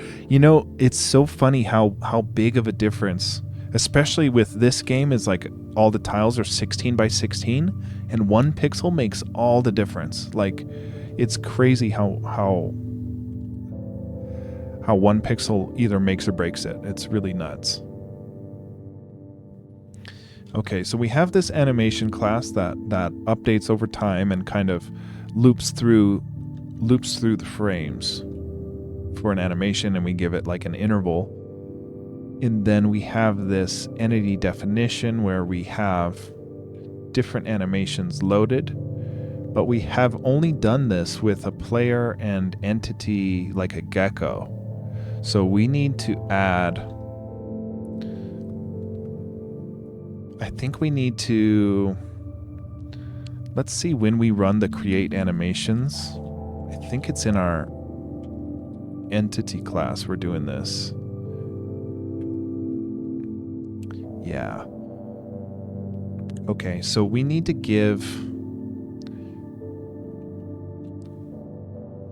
basically how we're doing it is we give it a table of animations, which is just a list of frames, like 1 through 7, and then also an interval for like how fast it needs to animate. And when we run this create animations, it gives back we're assigning it into a .animations table, which then if we update this .animations over time, we can run the get current frame or get current frame on the animation, and that'll give us 1 frame at a time, and it updates. So instead of this being on something like an entity, we need to put it on our pushable object. So our pushable object that is a type crate needs to get this animation, and we need to only trigger the animation to update if our spellcast collides with the crate, therefore destroying it, triggering the animation.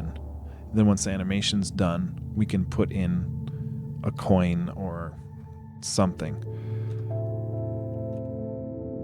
So I think we need a table called crate in our entity defs, which is this thing here.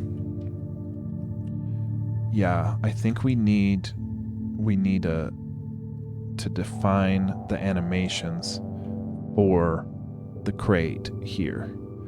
And then we can have unbroken crate or default crate, and it's just the first frame of the atlas, and then the crate broken cycle through the animations. So yeah, let's add a crate here. So we'll say that there is an entity called a crate that we can index by the crate key, and in there we have a table of animations, and in the animations we have different keys, and one is for default crate,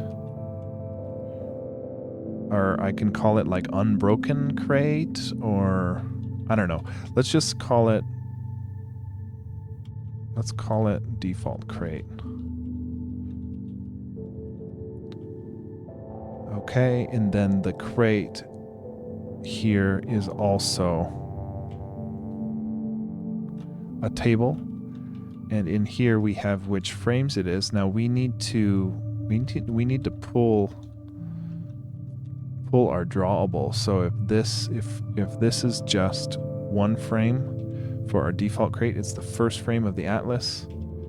The interval doesn't really matter because we're cycling between, we won't be updating it, but the texture, this is where we need to import our crate drawable.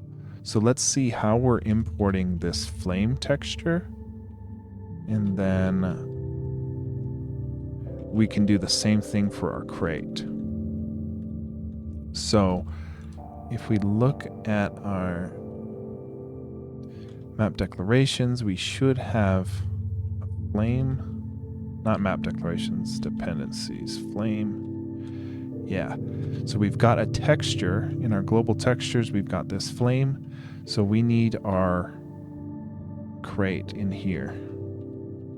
So we'll say there's a key called crate, and we're going to get that atlas of the crate atlas we just exported, which is in our graphics folder, and it's called what? Crate atlas or crateBreak. crateBreak.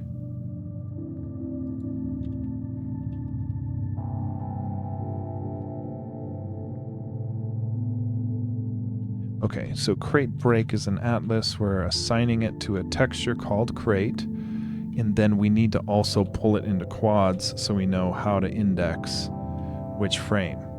So we're going to run the generate quads. It's going to get the texture of the same name. So gtextures at the key crate, and then also a width and height of the quads, and it's just 16 by 16.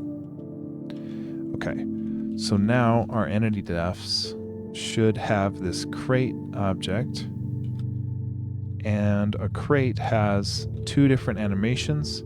There is one that is a default crate, and there's one that is a broken crate.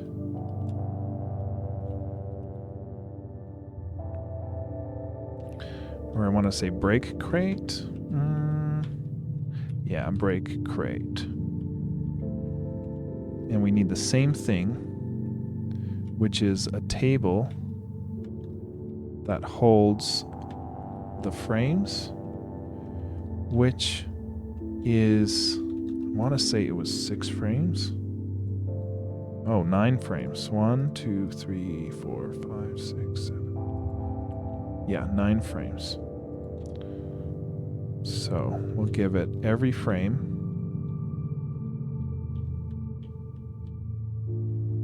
9 frames. The interval will be fairly fast, and we can tweak that. And the texture will be crate, the same crate texture, and then we are not looping, it just plays once.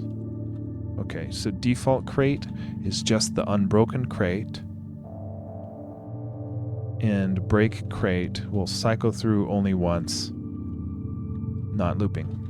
Okay, so we have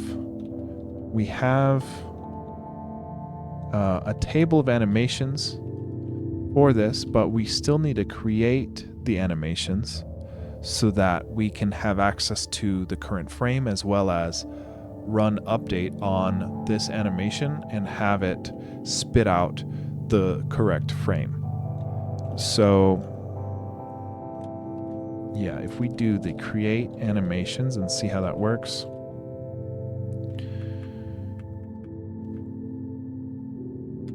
So it looks like create animations is only a method on an entity, and we make a table of animations returned. We cycle through the animations, which is like default crate, broken crate, and we assign into our animations table an animation object, a class that snags the texture from the texture, snags the frame from the frames, snags the interval from the interval, and then returns the table. So this create animation just instantiates an animation class. So let's take a look at our animation class, because animation class has the frames, interval, texture, whether or not it's looping, and then it also has a timer. It has a method of refresh to reset it to its original state, and then it also loops through increments the timer, loops through the interval, counts how many times it's been played, and also sets a current frame based on whatever time interval we're at. And then we also have a method for the animation called getCurrentFrame, which snags the index of the frame. So our quad, once, like, let's say our animation's on the 3rd frame, self.frames at index 3 would be the third frame, so get current frame would be 3. When we go index into our third quad, we'll get that third frame. Okay, so that's kind of how the animation's working, but the tricky part is that we only have this create animations on an entity class, and our pushable is not an entity instantiation. So we might have to do something else. We might have to have a collidable map objects class. Where is, yeah, if we look at our, okay, if we look at our entity, we've got a whole bunch of junk in here.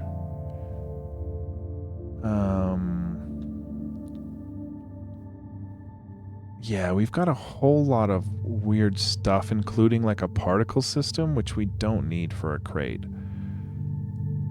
I mean, I guess we could add some particles as like dust.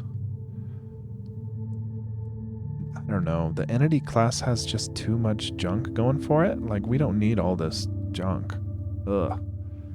Yeah, we don't need all this stuff for a crate. So we might end up defining create animations outside of our entity class. Because we have it here. Yeah, I think we're just going to want to duplicate this method and run it on our, I don't know where we would do this.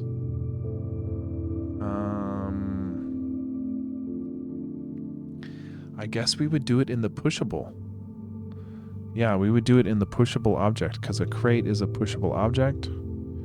So I think in our pushable class, we need to add a similar method. So after the init, we should have a pushable create animations method. And it takes in an argument of an animations table, and it'll spit out the animation objects for that table that we provide. Okay. So it's almost like we can say, you know, if our type is crate, then we need a self.animations. And we're going to assign into that our self, but we need to run the create animations method, and we need to pass it our entity defs at key crate, something like that. Let's see if that looks right. I think if we look for create animations, we have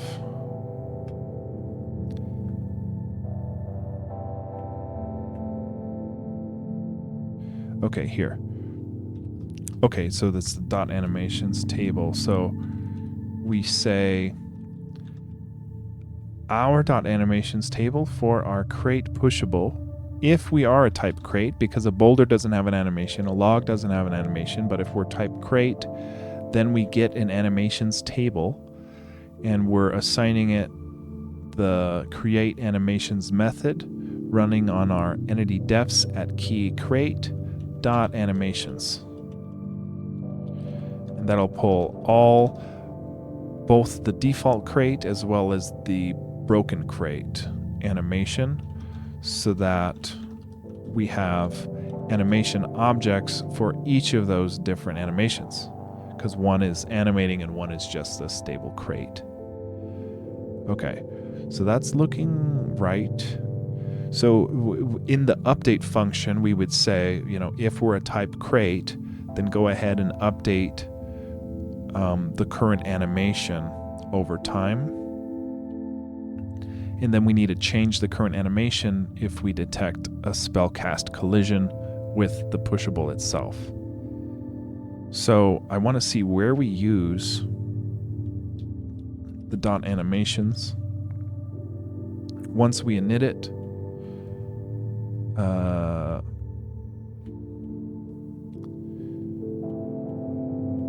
this, I guess it might be in the entity itself, in the entity class. I'm not exactly sure how we update it.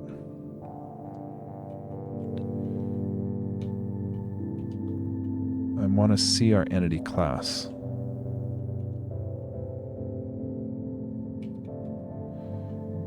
And see if we ever update. Okay, so in our entity class, yeah, we have this animations that we're copying over.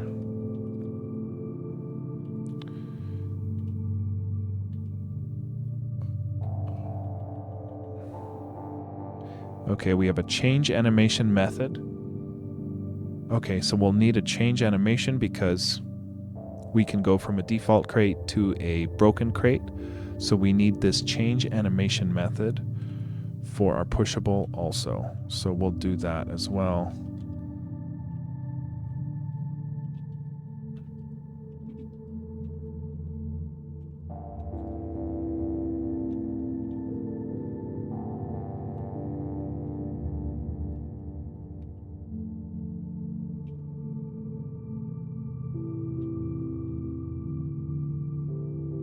So once we run this method, we give it the name of the animation we're supposed to change to, and that becomes our current animation, not current animations. And then, where do we update it? I want to see where we update our animation object. And I'm not seeing where we do that.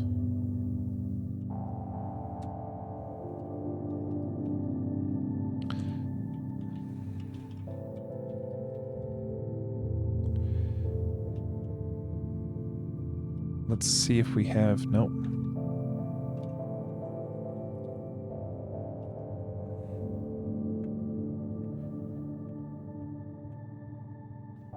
Yeah, I'm not sure where we're updating the animations. We've got creating the animations.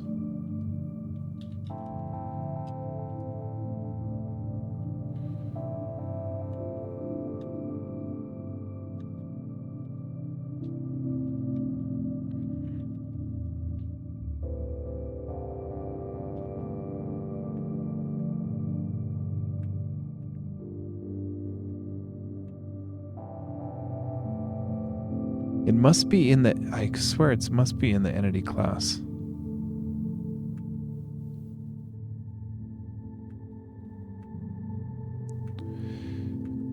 Because our animation has an update function to it, but I don't see where we're actually calling the update animations.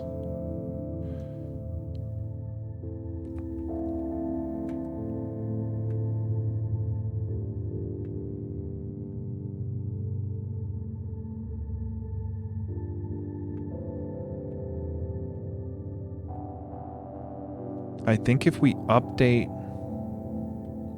our entity, we update our animations, but I'm not exactly sure.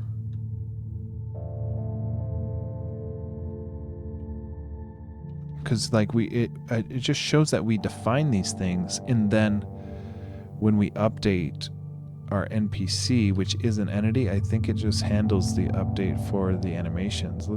I swear it must be in the entity class. Let's look in the update for the entity class and see if we update our animations anywhere. We do. Okay, so we update our current animation, which could be, one of... Okay, so we need something like this, where in the pushable update, we need to just update our current animation, because our current animation is whatever animation object that we are currently at, which we have multiple. So we need to choose, only update the one that we currently selected. So we would only want to do this if there is an animation, which some pushables, most pushables don't have an animation. So I'm going to kind of comment this out for now, but leave it there because we know we need to do that. And then we also need to change our animation to the default crate as soon as we make it. So like we create our animations, and then we say that our dot current animation, or we have to change animation, which we're gonna do a self change animation to self change animation and give it the default crate. Is it like that default crate animation? And then we'll be updating the animation in the update. We still have to do that. We just defined it to update, but we didn't actually update it with delta time. So I think in our entity defs here,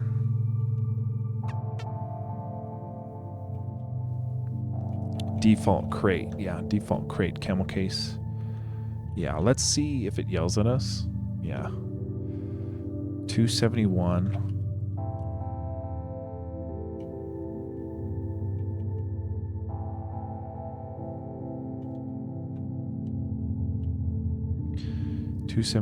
It doesn't like that we missed a comma here.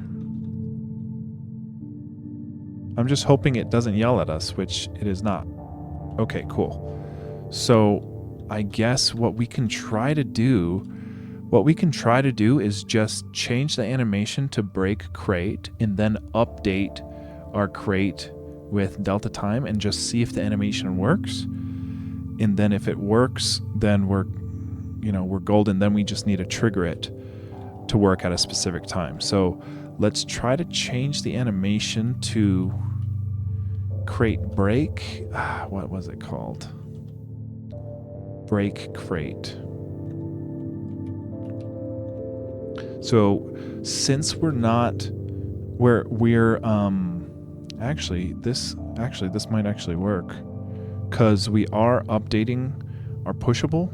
Yeah, we are updating our pushable because we're checking for a push initiation. So let's do this. We know there's an animation because, we only have one pushable and it is a type crate, so it shouldn't yell at us. And we're trying to update our current animation. So let's see if our crate breaks. It does not. Current animation update. Okay. I think when we render, look at this, we're only rendering our image. So what we need to do is render the quad of our current frame in order to get the frame of the animation as it updates. Because right now we're just rendering an image, which is not even from our atlas. It's just the crate itself. So let's do, this is close. We're going to look at how we render stuff like the, let's do this, get current frame. And yeah, for example, when we render our NPC, we make an anim variable, an animation variable that we snag the current animation. And then when we render, we're rendering the texture and then the quad at the index of the anim current frame. So that's how we do it. So instead of this draw image, which, it's a little more complicated too, because we don't have a quad for a boulder or a log. So it's kind of like we might have to do this. We'd have to do this if boulder or log. But then here, if crate, we can do the fancy anim snag. So we're going to say We're going to snag our anim, and it's going to be from our self current animation. So whatever our current animation is, whether it be push crate or default crate or break crate, which right now it's break crate. So our anim is our break crate animation object. And then we're going to render, we're going to draw from our global textures. And we're just going to snag the texture from our anim, which it knows it's crate, because we defined it in the entity definitions as crate. And then our frames, our quads, and the quad takes in the texture as well as the index of which quad. And we're going to say, go to our current animation and get current frame, which is going to change over time with delta time as it updates. And get current frame, and that's what we're rendering here. And we need to render it at an X and Y, which let's just say we're just doing it at our X and our Y. And let's see if we get a crate smashing. Let's see. Yo, let's go. It's looping, but we got the crate animating. So let's see, in our entity defs, we do have looping false, right? For our crate. Break crate looping is false. So why does it keep looping? Let's see in our animation class if we've got looping logic that is working. So looping, we take the looping from the definition, assign it to our looping variable, and then if we break out of the update, if we're not looping, what the that's just so jacked up. So I think if we are looping, what is this? Why? Okay, this is bad. Basically, if we're looping and we've played more than once, we just need to not update anymore. So I think we can do something like if our times played is greater than 1 or greater than 0, meaning 1 or above. And actually, if that'll screw up. Let's just try to return here, because I think this will screw up our walking animation and everything. Anything that needs a loop. Yeah, see? So it breaks. It played the crate once, which is right. It played the crate break once. But it also ceased to update any other animation after the first playthrough. And then we're just floating. Okay, so it's not here, but it's, we need to say if times played is greater than 0 and we're not looping, then we need to break. Because if we're looping, we shouldn't break. So let's see. Crate breaks, and we're still not updating. So our looping is just jacked up. And we have this. Times... See, why is this in texture is loot string? Why do we have that?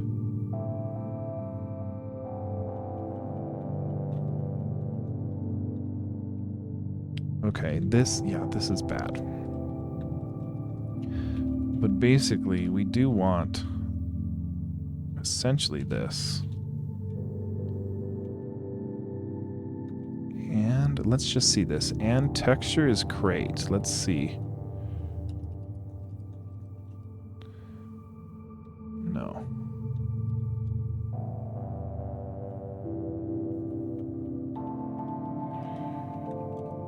We're really close. Okay. That did it. if we get rid of the end texture as crate, why do we... Our looping has been broken for a while. Because it's broken if we don't have that texture. Why would that... What I'm really confused about is that our looping works fine for our player and entities and stuff here. Only if we return... This is what's really weird, is if we get rid of this texture condition, our player looping breaks. Why would that be happening? That is so weird. I'm going to have to think about why that's the case. But that is so weird. So what would happening... Yeah, that shouldn't matter for our player because our player animations are looping. So if we look at our entity defs and we go to our player animations, yeah, looping, looping, looping, looping, looping. These are all looping. I must have, I don't know, I screwed up the looping somehow, because looping true loops, gosh, that is so weird. I don't get why breaking here, because this can only execute if we're not self-looping. But everything for our player is looping, so why would this break it? I don't know. But we've got the crate breaking and everything else is fine. So we've got the crate breaking. Now we need to deinstantiate the crate because still, we're pushing up against it, which means that the crate's still there. It's just invisible. So that isn't fixed. But we've got the animation. It looks good. Yeah, the animation looks good on it breaking. So we would yeah. So now we just need to trigger it. I don't think I'm going to get to it tonight. Oh my God, it's almost 4. Yeah, I don't think I'm going to get to that tonight. We're going to do a commit here. And tomorrow we'll work on hopefully fixing the looping and then also triggering the animation better. But we'll say that we added crateBreak, and we also fixed 3 bugs for our rendering. So that was good. Added crateBreak added crateBreak. Honestly, that's about what we did. We'll probably delete the crate PNG because we're doing the atlas now, but since it's still broken, I'll leave it for now because we have to render a boulder as an image, but we have to render a crate as an atlas and a quad, so we have to just kind of do that a little smarter. But it's too late. It is very late. So we'll wrap it up for tonight. But it's going good. We did a lot of good stuff. So thanks to our supporters of the game, anyone who has subbed or earned some channel points and redeemed a credited supporter is in the credits here. I just made a little while back. And we'll find somebody to raid here. We'll raid out to Jackie Coates. I know she's always got a good stream going, but thanks for hanging, everyone. It's cool to see some people still hanging around from Booyah. I try to stream every single day. I post the devlogs to my YouTube channel over at Finding Focus on YouTube. I don't have a link, but if you search Finding Focus on YouTube, you'll see the whole devlog for the whole series. Thanks for watching. Hope everyone has a great night or morning or day.